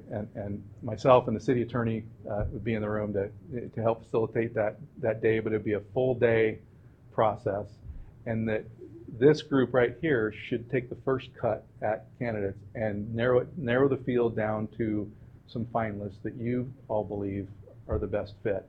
And then we'll put those in front of other stakeholders. And the reason why we like to do it that way, it's kind of reverse logic for a department head panel. A lot of times city managers who hire department heads, they'll do the reverse. They'll have a panel screen it first, and then let the ones who survive that come to the city manager, right? We do it the reverse, because to put a big group in front of a community or a staff panel or anything like that, there's no sense in doing that if you don't like them, right? Remember, this is your hire, and I don't lose sight of that. So I always let you make the first cut, because it really doesn't matter what the community or anybody else thinks of somebody if they're dead on arrival with the 7 of you, right? So I like to have you guys do that first cut. I like to do it in a closed session for confidentiality reasons, so that candidates will feel safe, that they can be in a process, and if they get eliminated, fine. Their council doesn't need to know. If they move forward, we always tell candidates, okay, now you've become a finalist. We're going to be doing references and background checks. We're going to be talking to people. You need to let your current employer know that you're in a process, and that's the time for them to be. I try to protect these guys as much as I can, but I don't want there to be surprises either, right? So no surprises. Now you need to let your. Now, that doesn't mean that you want to publish the names in the paper, but it just means that I give them the opportunity. You tell your council before somebody else calls them, right? So that's why we let you guys narrow the field. And I think it makes sense too, because again, we're talking about fit, and the 7 of you will know when you're, after spending an hour with them, if they fit. I'm going to help you craft questions for all that, for them and all that kind of stuff. What I'm going to do, I'm going to get 25 to 50 applicants, like I said. I'm going to screen them down to the top folks that meet minimum qualifications. And you'll say, okay, well, what's minimum qualifications? Well, typically you guys will have that in your job spec. You may or may not have a job spec for the city manager. If you haven't had to do one in 20 years, you might not have a job spec. But there's a kind of a pretty generalized job spec for city managers. You're going to want them to have a bachelor's degree at a minimum. You may want an MPA out of them. You're going to want to have a good 10 years of municipal government management experience in their background. There's some basics that I look for. And I'm going to screen down to that minimum level, and I'm going to interview every single one of the ones that meet that. What I'm finding right now is it's usually between 8 and 15 max are folks that they're going to meet enough for me to meet with them and talk to them. And I'll do a Skype or FaceTime interview with every one of them, so that I not only am looking at their paper now, but I've talked to them. I would say probably a good portion of these folks I will probably already know through ICMA, CCMF managers conferences. I've met them along the way. Maybe they interviewed for another position years ago. So some of them I'm going to have some knowledge of. And the value there is that when I come to meet with you in another closed session, in a working session to make my recommendations, I'm going to be able to add some color to the black and white paper. Right? I'm going to be able to talk about these folks, and because I know their communication style, I know a little bit more about their background. We will have done a public records search on them, a preliminary background, to make sure there's nothing bad out there to be concerned about. But I'll also bring the entire stack of resumes. Everyone that applied, I'll bring to that meeting. So you guys will have an opportunity to look at the full list of applicants, every single resume, but I'll have books put together of the folks that I interviewed for each one of you, and we'll just, it takes about an hour and a half, sometimes 2 hours. We just go through candidate by candidate and talk about them. And then I'll make my recommendations, tell you why I think they might be a better fit than another. But at the end of that session, the hope is that we're all going to have a consensus of who's going to be interviewed after that. And the process actually works really well. And everybody kind of feels like you got a chance to see the whole thing, right? And so that's what we call the RF, or recommended finalist meeting. Where, and right now that's usually several weeks after it closes. I have a week to screen the resumes, another week to do my interviews, and then that third week I'm ready to come meet with you guys in a closed session and pick who you interview. I recommend a good number is 6. That number can vary. I don't want to throw out a good candidate just because we picked the number 6. If there's a 7th that is really good, then we'll do 7. I don't like to go much lower than that, just because the times that we're in right now, candidates that are out there looking, there's lots of opportunities. So if you decide, hey, we only want to interview 3 or 4, that 3 or 4 could go to 1 or 2 real quick if they're in another process, they take another job, or so I like to make sure we've got a good number in case you have people drop out. 6 interviewing is a full day. Right, so you guys have to commit a full day for that first round of interviews. We do 3 before lunch, have a lunch break, do 3 after lunch. We have some forced ranking tools that we use to help the 7 of you get to some consensus about, at the end of the day, who will be finalists. For councils that have full-time, working council members, we often do them on Saturdays. Saturdays are good days for candidates too. So if you guys decide you wanted to do it on a Saturday, we could do that. We don't need to decide all that tonight.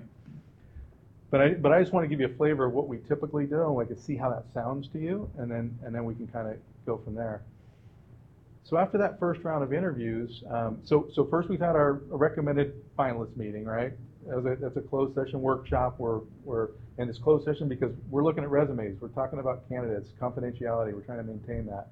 You guys are going to decide after our discussion who's going to move forward in the interview process. We then set up the interviews for a couple weeks. Round of interviews, we narrow it down to 2 or 3. After the end of that day, we've got our 2 or 3 finalists.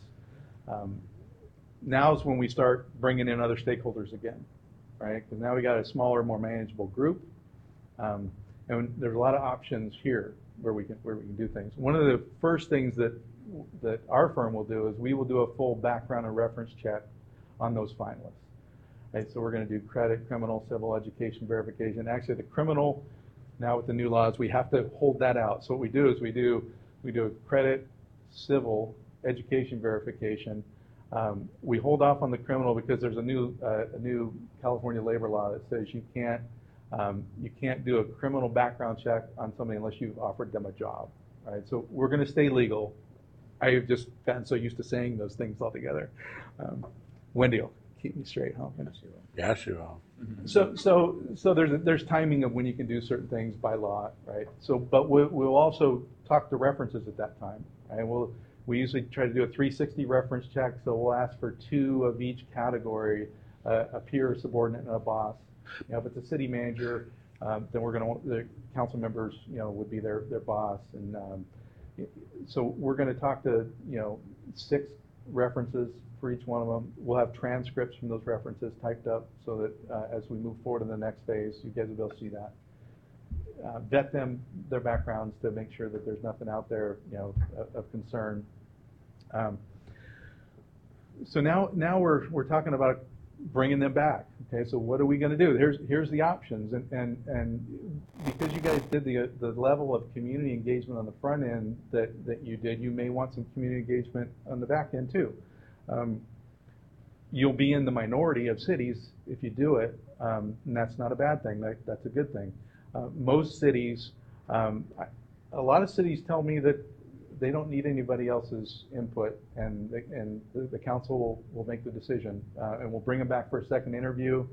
And the format's different. In the first round, we do scripted questions, and we'll give you some suggested questions, but we can tweak those. We'll send them to you in advance, and if you guys want to tweak those at all, we can. But the idea is you ask every candidate the same question, and you compare the answers, right? In the second round, we want more of a free-form environment. We want it to be more discussional, conversational. So we don't script any questions.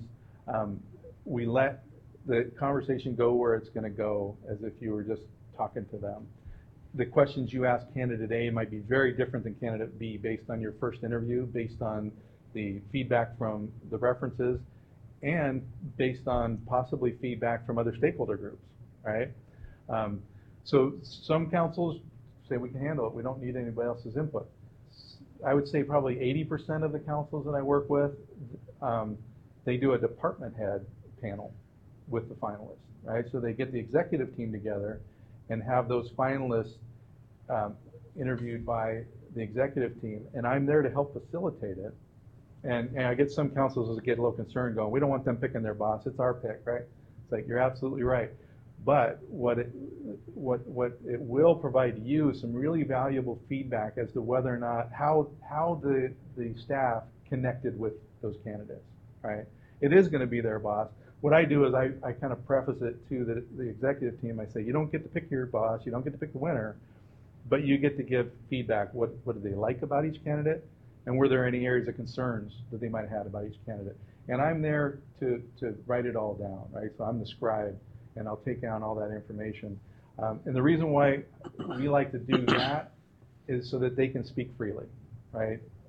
If council came in to get that directly, sometimes they may not feel good about saying something negative about somebody, and then you wind up picking them, right? So it's good to have me there. And so staff panels are very common. Like I said, probably 80% of the councils I work with will do a staff panel of the finalists. And now when they come back in for their second interview with you, you're going to get feedback from their references. You're going to have the background checks that we've done, and you're going to get feedback from staff right before they come in for their second interview. Now you've heard a bunch of data from different sources, and now that could drive your questions, right? That's why we don't like to script any, because it could vary depending on how that feedback comes in. And that's what most councils do. I would say probably 20% again of the councils I work with also want community engagement in that process. And the ones that do, it works fine. And what I do with that, we do it all in one day. And that second day, we would have a staff panel in the morning. Two or three candidates would go through that. I would get the feedback, write it all down. Council would show up around lunchtime. You would get all the feedback, and then the candidates would come back in in the afternoon for their second round of interview. Right? Well, this data is all fresh in your mind, and at the end of that day, typically councils are ready to make their selection. If we were going to do a community panel, you just run the panels parallel, right? So you'd have a staff panel and a community panel, and you'd run the candidates from one to the other, right? And so it wouldn't, if you decided you wanted community input on the back end, it's really easy to work that into that same day and that same process. One of the biggest challenges for councils when they start thinking about, do we want to have community input in the interview process, is when I tell you, okay, now you got to keep it to a reasonable number, right? So now you got to start thinking about, okay, if I invite this person, but not these three other people, they're all going to be mad, right? So that's your challenge. But typically in a district city like this, I would suggest if you were going to do it, to have 2 people from each district. That'd give us 14, or 2 from the 6 districts, and have the mayor invite 2, so you can each have representation from your districts. You may want to use that formula, or you may not, but you don't want it to get such a big number that it becomes a stadium-style thing, right? You want it to be enough to where they can actually engage and ask questions, and so 14 is getting up there, but that would probably be the minimum that I would think. Sometimes councils will get together and kind of agree on some common folks that you think might be good. The things that I would ask you to think about when you think about having community members involved is you want somebody who can give you valuable feedback, right? So you want to make sure that it's maybe somebody that's got some experience interviewing people. It could, so you think the president of the Chamber of Commerce, faith-based organizations. You want to get a good cross-section of your community. You want to get a good cross-section from your districts. But you also want to make sure it's somebody that can give you valuable feedback, and it's not just going to be somebody that I like her because she had a nice dress, or you know what I mean? Right. So make sure you're getting good selection. But those are the options for that second round. And what are you guys' thoughts on that? If you did a staff panel, Gary, and recruiting was taking place inside the organization, does that ever affect the staff panel? You mean if there was an internal candidate that applied? Yeah. Well, yeah, but we'll know by the time we get to the finalists if they're a finalist or not, right? So, in fact, I'm dealing with that with a city right now where there was an internal candidate that applied. That internal candidate didn't become a finalist, so now that person is actually going to sit on the panel now. Sure. Okay. Right? And just so you know, I always include internal candidates in my interview process. Good. Just out of courtesy, I want to make sure that they're treated properly, and then I'll be able to give you feedback. Excellent. Right. I think it's a good growth opportunity for somebody, even if they're not quite ready. I want them to benefit from that process of talking to a recruiter, and Is there any, Gary, I'm sorry, is there any resentment from any of these candidates if they don't make the final cut, or everybody's different, right? I mean, so some people handle it really well and they're very professional and they appreciate the fact that they were included in the process, and some are disgruntled because they feel like they deserved it, and they're going to start looking for a job the next day. You just don't know how people are going to respond, to that. But all you can do is treat them fairly, and that's what we take good care in how we treat all of the candidates. And internals, no different. We treat them, we give them positive feedback. We always try to communicate effectively the sentiment of council. If you had an internal that moved forward, was in the process and didn't move forward, I would make sure that they felt good about that they, it wasn't a negative thing for them, and give them any advice I could. I'm not sure if the question was asked earlier, but what is the radius of your candidate pool? How far do you go out? How, as far as the, like how far, the statewide or is No, it we do a national, national? yeah. And there's a couple reasons to do that. Number one, again, my philosophy, cast as wide a net as possible and let us narrow it down, right? And if you have a really good, strong pool of candidates from California, you may have no interest in looking at out-of-state candidates, right? But it could be that there's an out-of-state candidate that has some really good experience that might be bringing something to the pool that you aren't getting from your California folks. That you may want to look at that. You could have somebody that has a lot of California experience that left the state and now wants to come back, right? And we wouldn't get to them if we didn't cast that broad net. So yeah, it's a national recruitment. Gary, to your point, I think it's been discussed earlier that community involvement is very important on the front end. But to your question on what we think about that, I think you brought up an interesting suggestion. To be fair and equitable, if each one of us, pick two people, either whether it be in our district or somebody we felt that would give us that very valuable feedback information, it is kind of a double-edged sword, because I think each one of us can come up with 10 people that we think would give us good, valuable feedback. But I guess that's really on us and not really anybody else. But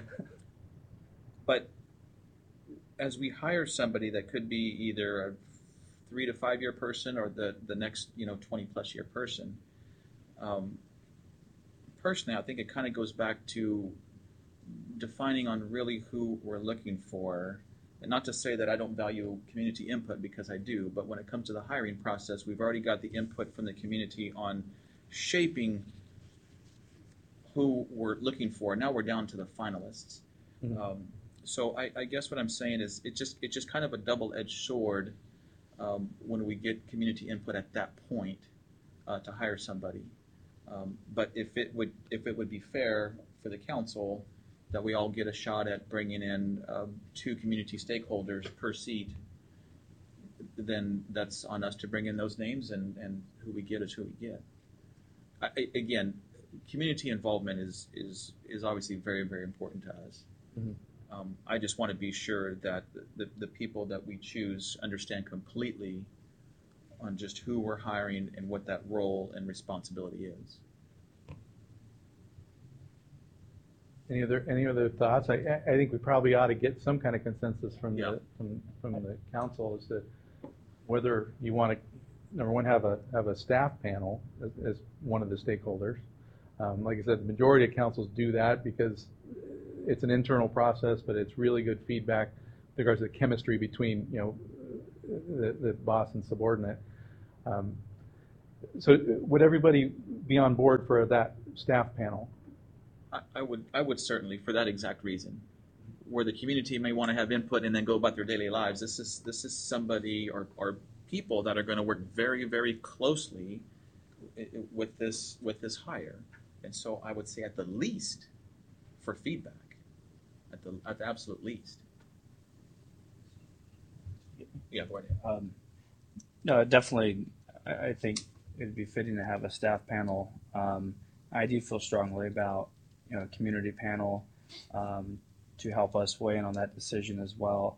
My initial thought is 14 seems like a lot of people for a panel. I don't know if it would be more advantageous to do one per council member and to maybe even bring that panel in at the onset of the process, parallel with our initial first round, so we have a different set of eyes as far as input or feedback, even during those early stages of that process. Have you seen that at all in your? I haven't, and I'm going to go back to that confidentiality thing. Yeah. As soon as you expose candidates to the community, it's almost impossible to guarantee their confidentiality. And so you could get good candidates that withdraw if they know that community members are going to be meeting with them when they're one of 6 or 8. So that's the challenge there, is that it exposes the candidates earlier in the process, and not all of them feel comfortable doing that. So, and what about the staff panel though? I mean, does that do the same, create to some degree Well, the staff panel is going to be after they become finalists. Okay. He's talking about having the community panel up front in that first Okay. round. And so I was just saying that can be challenging to maintain confidentiality.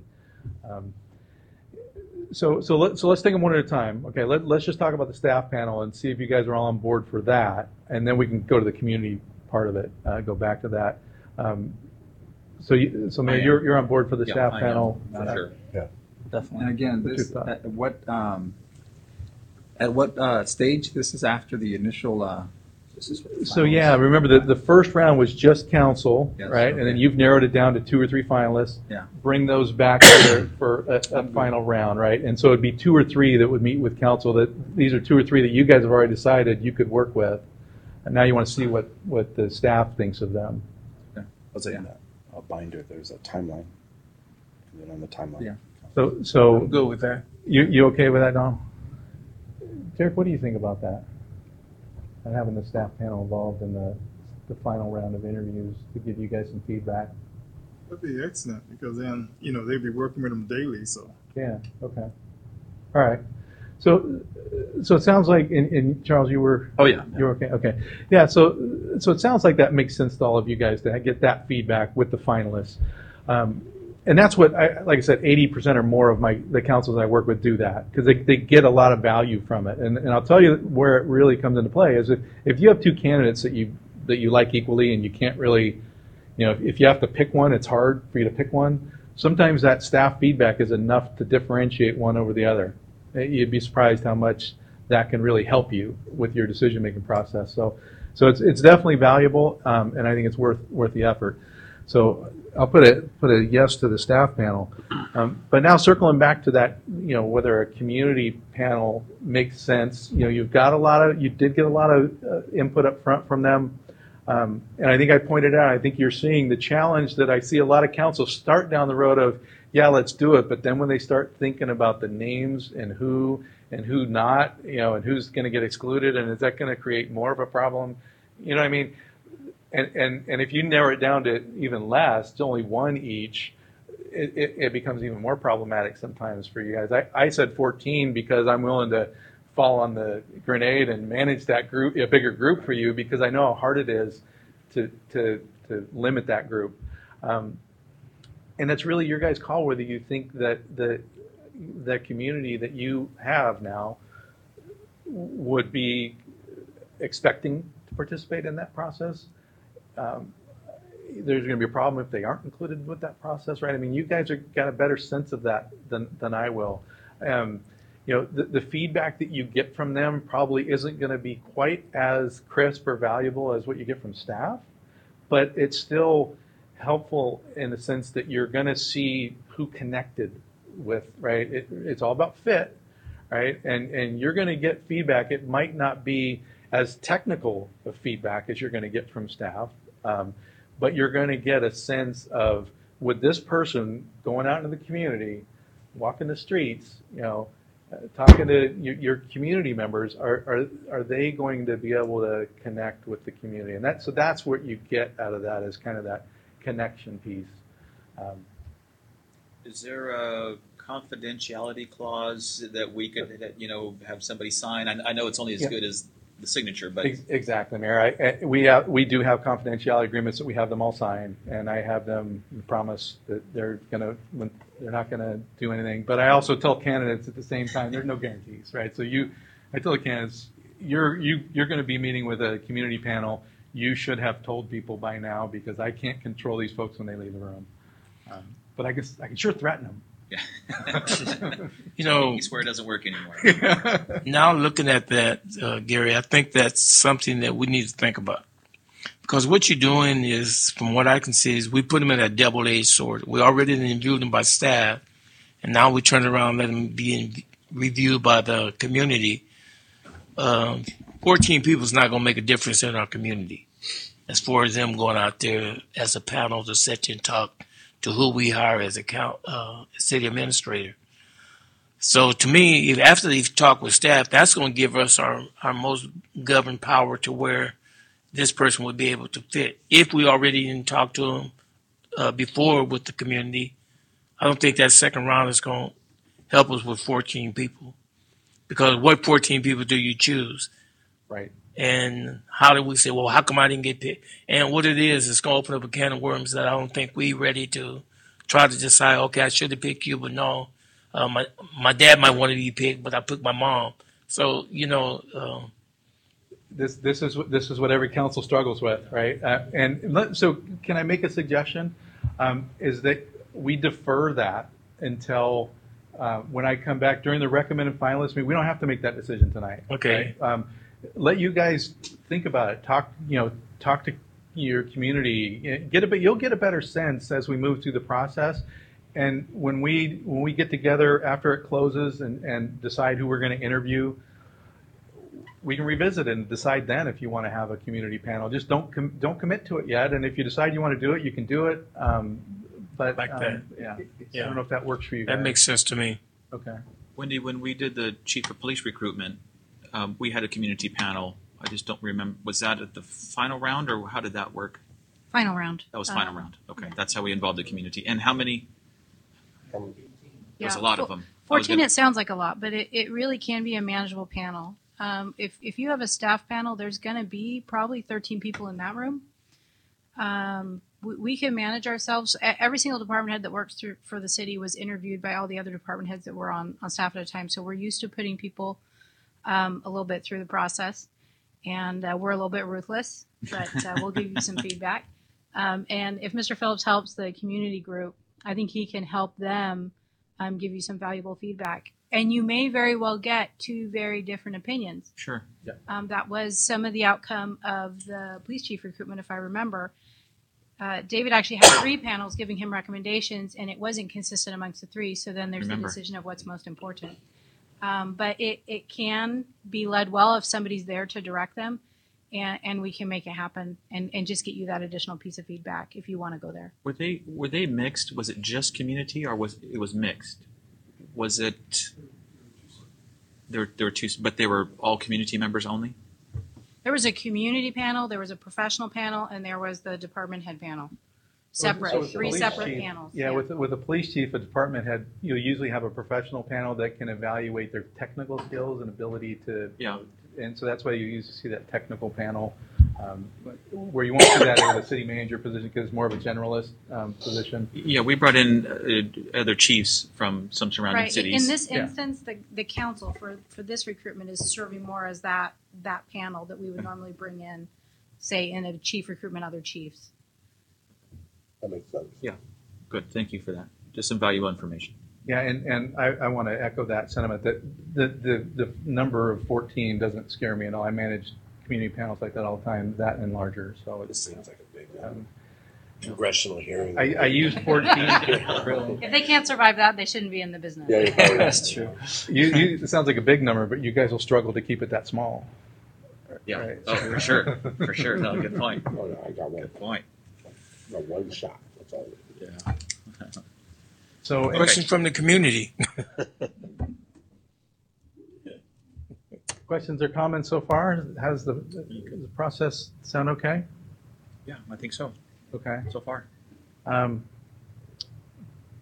Do we want to switch from process now and talk about, because we've kind of walked ourselves all the way through the whole thing, except for the last part, which is at the end of that last day, you guys select a candidate, and we then begin the process of negotiating an agreement with that candidate. And Bob Murray Associates can assist in that. Sometimes councils want to use their city attorney for that.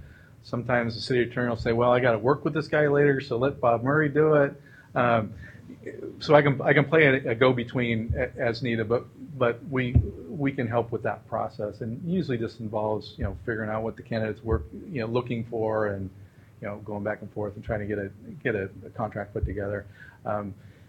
And I think I put it on here. You guys may be aware of this, but you haven't done a city manager recruitment. A personnel employment like this agreement has to be approved on a regularly scheduled open session, right? So we need the time, so the timing of when you actually wind up being able to do that, and then when you can't do a special open session to make an appointment like that. So, that's really it. And, we always recommend that, if you can select your winner, but also select a viable alternative, kind of a second choice that we, in case you can't get a deal put together, is there somebody that we can fall back on as a second choice? So we like to have your first and second choice at the end, and see if we can get a deal put together. So that's the process. Great, Kerry. Thank you. So- Any other follow-up questions or so far? Please continue. Okay. So I think what I'd like to do now is kind of switch over to getting council's input on this ideal candidate piece. The same information that we're going to be trying to get from the community. I think it's important to get some feedback from each of you. I know Derek already started giving me some good stuff there. Mm-hmm. I'll write as fast as I can and get all this stuff down. But if I can get some of that, that will kind of help me as a base, as a baseline, knowing that we're going to augment that with community input as well. Does that sound like a good next step for you guys? Sure, absolutely. Okay. So who wants to jump in and start describing their next city manager for me? I want him to be blonde, 6 feet tall. Did you say you want her to be blonde, right? No, him. Yeah. Okay.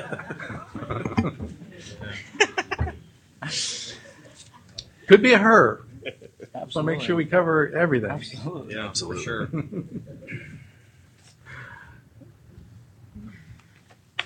I'm sorry, Councilman Oliver. No, please go right ahead. Mayor, go for it. No, please.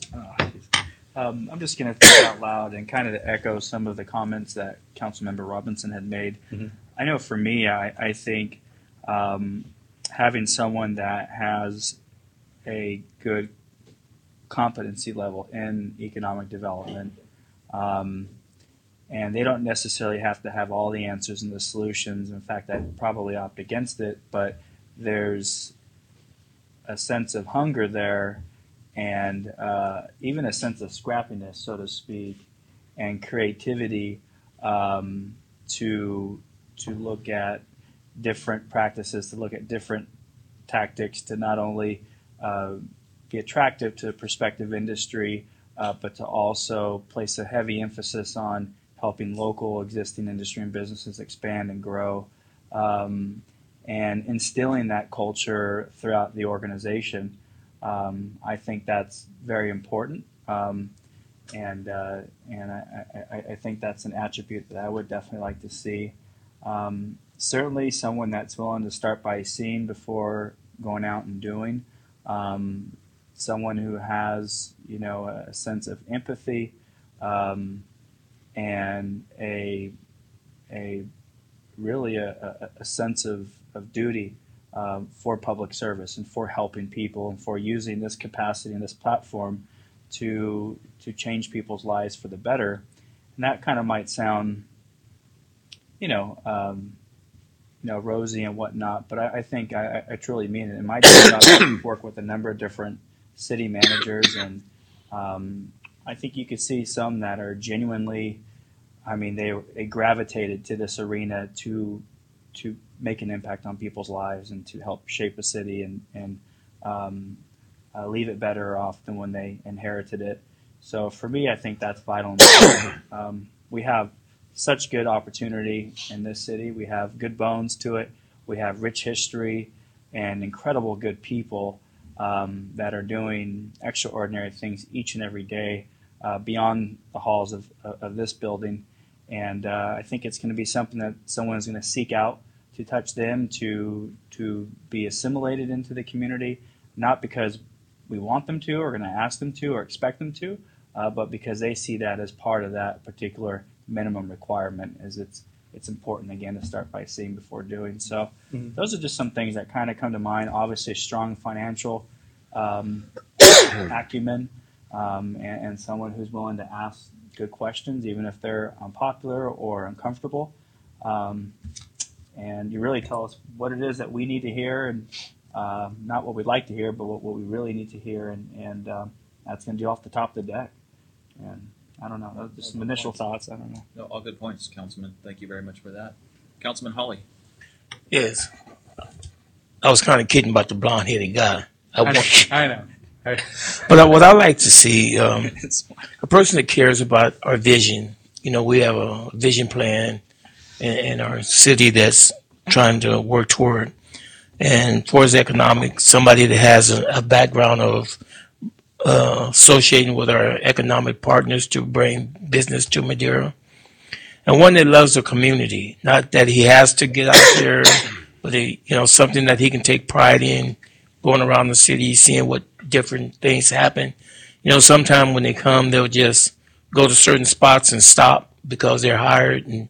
But I want a person that, looks to all parts of the city to where he can fit in and find out what works through our school districts, sometimes through our churches. I'm not saying he has to go to church, but he needs to know most of the ministers are here. Get a feel of what Madera has to offer the people that work and for his businesses, get to know what kind of business that work in Madera, what kind don't, new growth, and be transparent to where he can be seen at any given time. A lot of times might have one that might not never want to come out of the office except going to an appointment. But I want sometime to be out there, even walking down the street to where he sees something that might be that he can correct without having to be in his office, or being able to call up certain people to ask, hey, what can we do to fix this problem? Because there's so many things that can be done that they expect council to do. But if the city administrator is on top of it, then we don't really have to go to our council members to be the leader in that department. Sometimes it helps a lot. He'll bring those avenues to us that he saw, what needs to be done. And it be a close fit to where he can have a relationship with the other people. Get to know the different organizations that are in our town. Not saying I want him to join them, because you can't join them all. But find out how they work, what their avenues are, attitudes are, what they're recommending, how they're growing Madera. And is this a place that he would really want to spend his livelihood at? Sometimes they'll come because it's a job. Okay, I'll give it 5 years because I know that's the legacy. But I might want to give it 10, 15 years. Is that going to be a fitable process for me? So that's something I would want to know, if he likes that kind of leeway to where this is his home, this is his kid's home. He want to grow his family here. Not just come in, spend 4 or 5 years, and decide he want to retire. Because I don't think this city is a 4-year retirement for a city administrator. We look for longevity, and I think we'll treat him right. All right. That's it. Thank you. Good, thank you. Thank you for those comments, Mr. Councilman. Councilman Rigby. Thank you, Mr. Mayor. I don't want to kind of reiterate a lot of the great points that my colleagues have already brought up, but I agree with all of them. Some of the ones that I would add, and the council member took words right out of my notebook, but he or she needs to be somebody that has great vision, and I think can look beyond today and can see our city years from now. More importantly, I'd use the word very carefully, generations from now. And I think that that's something that represents our city well. I think that the city of Madera is known for the generations of people that have been here since the beginning of the city and remain here. And so I feel like that's something that needs to be understood. Knowing that we're doing a national search, we're not necessarily asking that they be from Madera, but I think that they understand sort of, or at least comprehend the type of community that we are. And with that, I would share that they kind of need to know and understand the demographics of our community, that it is ag-based, that it is 80% Hispanic right now, that there is a subculture of people that live here that don't speak English as their first language. I think these are important aspects to understand. Otherwise, you could run into a culture shock coming to Madera. And I think that those are important keys. And the ag community obviously is really important. That kind of helps along the lines of thinking of opportunities for investment or economic growth and those types of things. With that, I want he or she to be able to work well with other agencies and partner with other agencies. I think that's one of the things that our staff has done a tremendous job of doing. The city manager prior to us and our interim as well, and even the council work well with other agencies, and they understand and realize that it's bigger than just them. That the more people we get involved, the greater things we're capable of doing. And I think that's what leads me to my next, I guess, ideal that I'm looking for he or she to possess, but somebody that doesn't need all the credit, somebody that doesn't mind putting the team first. And I think that's important to me as we. I'm not going to sit up here and say that I want somebody here for another 25 years. I would love it, Councilmember Hawley. I would love it. And if it is a 4-year stint, I need to know that he or she is able to put together that succession plan, that they're able to teach, mentor, and sometimes put the team first before themselves. I think that's an important thing for me. Understanding that our community is different, as you mentioned earlier, Mr. Phillips. We are the minority, and just like the mayor echoed, I take great pride in that. Thank you. That was the best compliment this chamber has heard in a long time, and so I think that there's different ways that we do things, and one of those is I take great pride in our police department, the community police department that we have, and I think that's going to be important for our city manager coming in to understand and realize that took years to develop, and kudos to our former chief of police, Steve Frazier, but I think that I would want somebody to come in and he or she has to understand that that's something that I, as a council member, it is my election year, am interested in upholding, and if I am reelected, that's something that I'm going to pursue. Our city just passed with 80% approval rating, a half-cent tax measure, Measure K, that was and is and will continue to be specifically for first responders and our police department and fire department, and we take great pride in the safety of our city and providing those services. And so I think that's something that needs to, at least is going to be on my radar when we're going through this process. I hope that this person would be a leader, not just a manager, and somebody who is able to lead out of a culture of honor and respects the professionals that he or she will have answering to them. I think our staff is phenomenal. I think they take great pride in the work that they put out, and they are professional, and I appreciate the professionalism of the office of city administrator, and I would expect that he or she would carry that position with those sentiments. Educationally, MPA sounds great, but if they've got underneath their belt 30, 40 years of experience, I'm not going to turn them away. Right. And so I'm not really ready to draw a line in the sand yet, Gary, for somebody's education. But if I had to say, what would you prefer? I would prefer somebody that has an MPA or somebody that has maybe more credential behind them. But I'm not, like you said, I'm not going to take away a great candidate who may not, but has several years of experience and a great resume to boot. So those are just some of my initial thoughts. But okay, great, thank you. Well said. Well said. Gary, I'll add, if you don't mind. Oh, please go right ahead, Mayor Pro Tem. Go right ahead. I think it was best said by my colleagues here, but I'd like to kind of write on what Councilman Rigby said, is to embrace our community. Demographics here obviously are something big. Ag is a big industry as well, and you want that person to understand our community and come with the mindset that because of the demographics that you have, it's not something that's impossible, but you can create something bigger.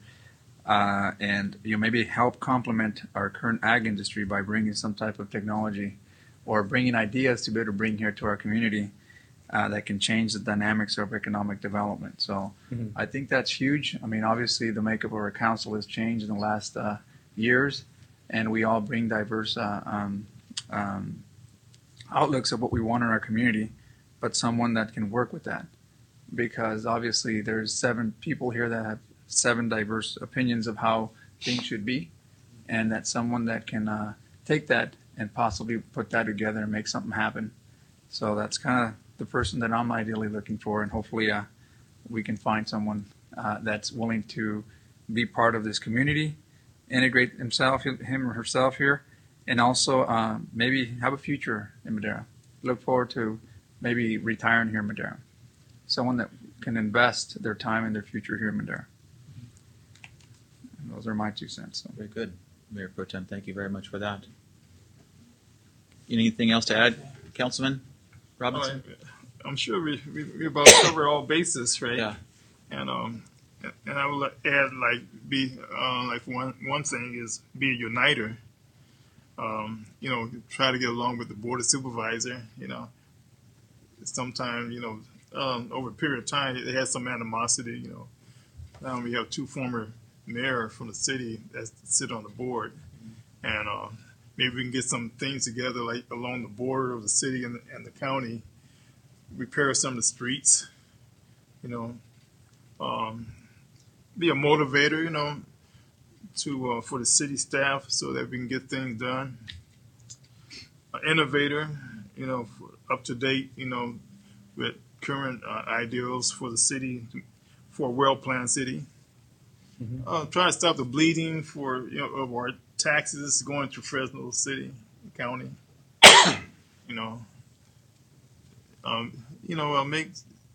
Put Madera City on the map. Where people just don't drive by, where they want to stop and spend money here.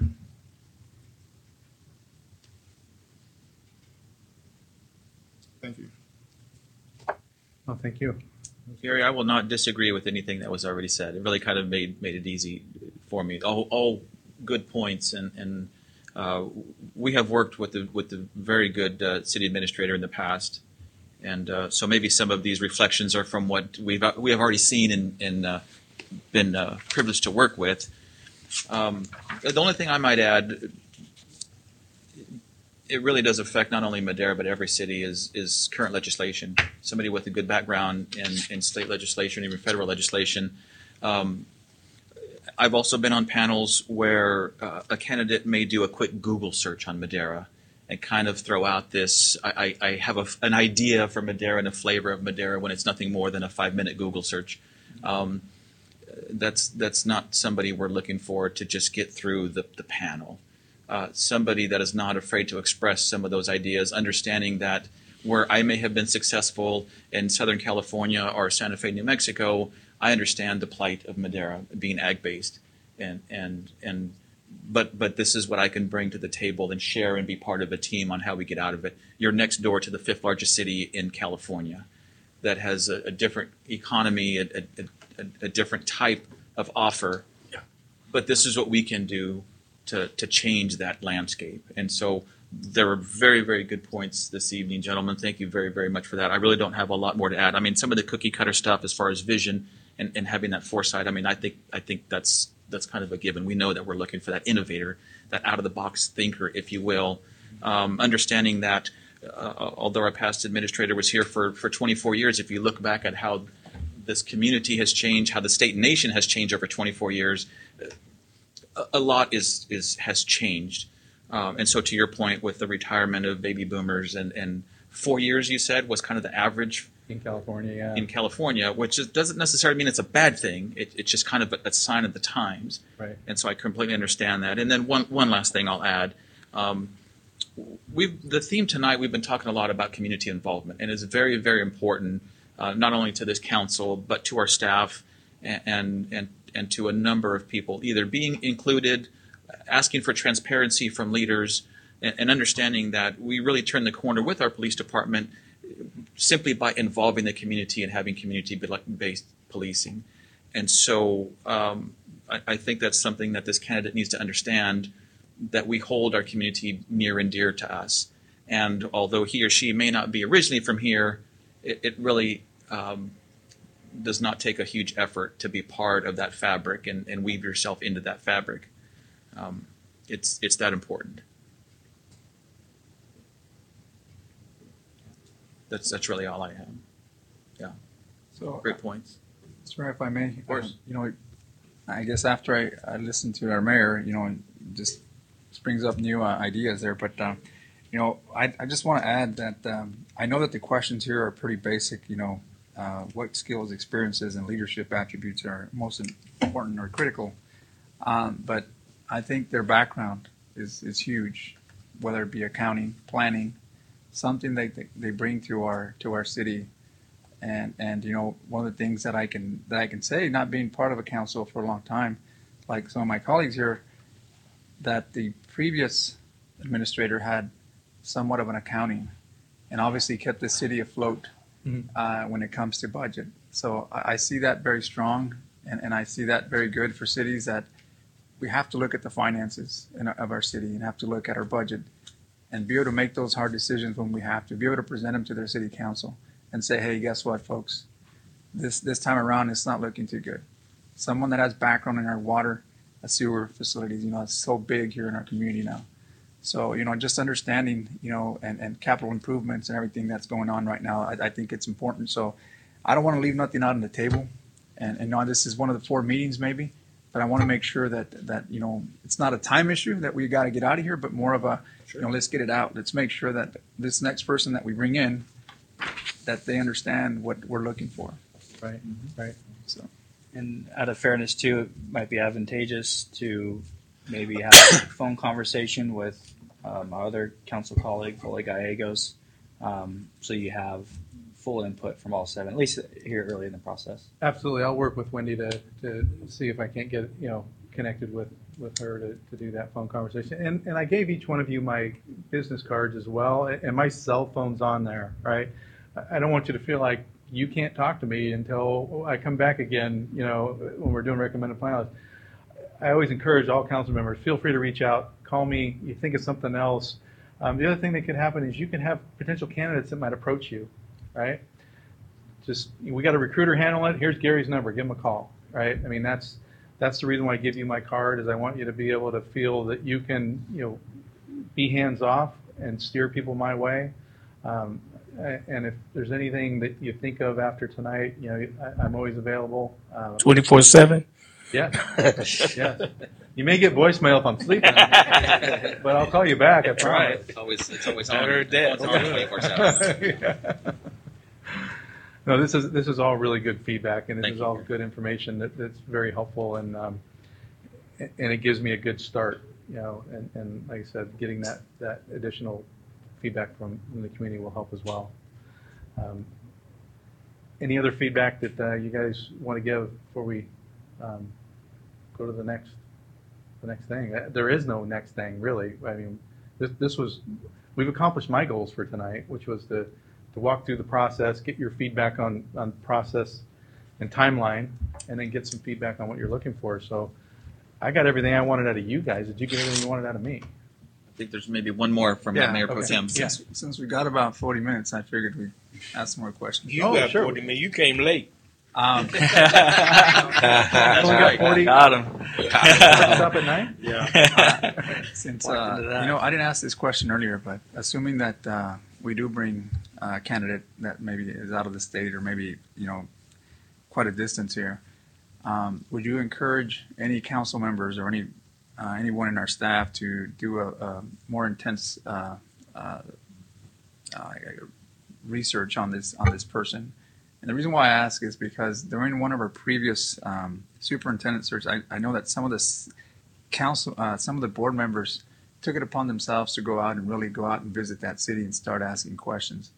I didn't think it was a good idea, but I mean, obviously that brought them some peace of mind that if they were going to bring someone into their city, they wanted to find out who this person really was and what other people in that city or community would say.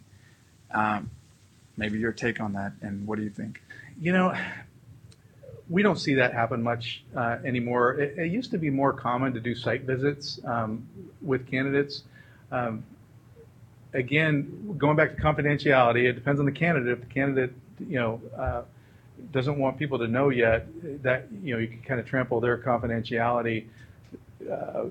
Council members that wanted to do that, we would say, okay, then we're gonna have to wait till you make them an offer, right? And then you can go visit their existing community once they've accepted an offer. and you can make your offer conditional on you not going there and finding out something that concerns you, right? I don't know how much value there is in that, to be honest with you. We're going to do reference checks. We're going to talk to people. I don't know if physically going there actually gets you that much myself. So I don't see a lot of that. I think what I do try to pay attention to, you talk so much about the culture here in the community, and 80% Hispanic, and it's an ag-based community, and those kind of things. If I'm going to interview a candidate from an urban city in Philadelphia or Chicago, back east somewhere, they're going to have to convince me that culturally they could fit here, right? I mean, I pay attention to those kind of things because they may just want to get to California, right? And so, and that this is their way to get to California. It's not that they want Madera; they just want to get out of the cold, right? So, I pay attention to what part of the country they're coming from. Where somebody from Arizona, Nevada, they transition to California a lot easier just because of the culturally. There can be similarities. Out of the Pacific Northwest, Washington, Oregon, I find that from the region, it's a lot of times easier for me to figure out their fit. Sometimes East Coast or certain parts of the South culturally are so different that I pay attention to that. And if I am going to recommend an out-of-state candidate, we'll have serious conversations about fit because of that. I don't know if that helps. Yeah, it does. Thank you, Gary. Yeah. All right, we got 37 more minutes. Just credit us for the next time. How about that? Yeah. We'll add it to our next one. That's all I mean. There's more pizza. We can hang. Do that, yeah. But seriously, is there any other questions or comments from the community? Yeah. Mr. Ron, did we leave anything out before you go to sleep on me? Yes, she should be very well seated in public works and infrastructure. She, I like that. I like that. They don't say nothing. So I think I've got good marching orders. I think so. All right, I think so. Thank you very much for that, Gary. We really appreciate it. Look forward to the next steps and getting the ball rolling. Thank you, Mayor, and I look forward to working with you all. Absolutely. Thank you. Absolutely. Next on the agenda is council reports. Are there any council reports? Nothing to report. Nothing to report. Nothing to report. I'm saving them for Wednesday. In that case, meeting adjourned. Thank you, everybody, for coming by on a Monday. Good job, y'all. Yeah.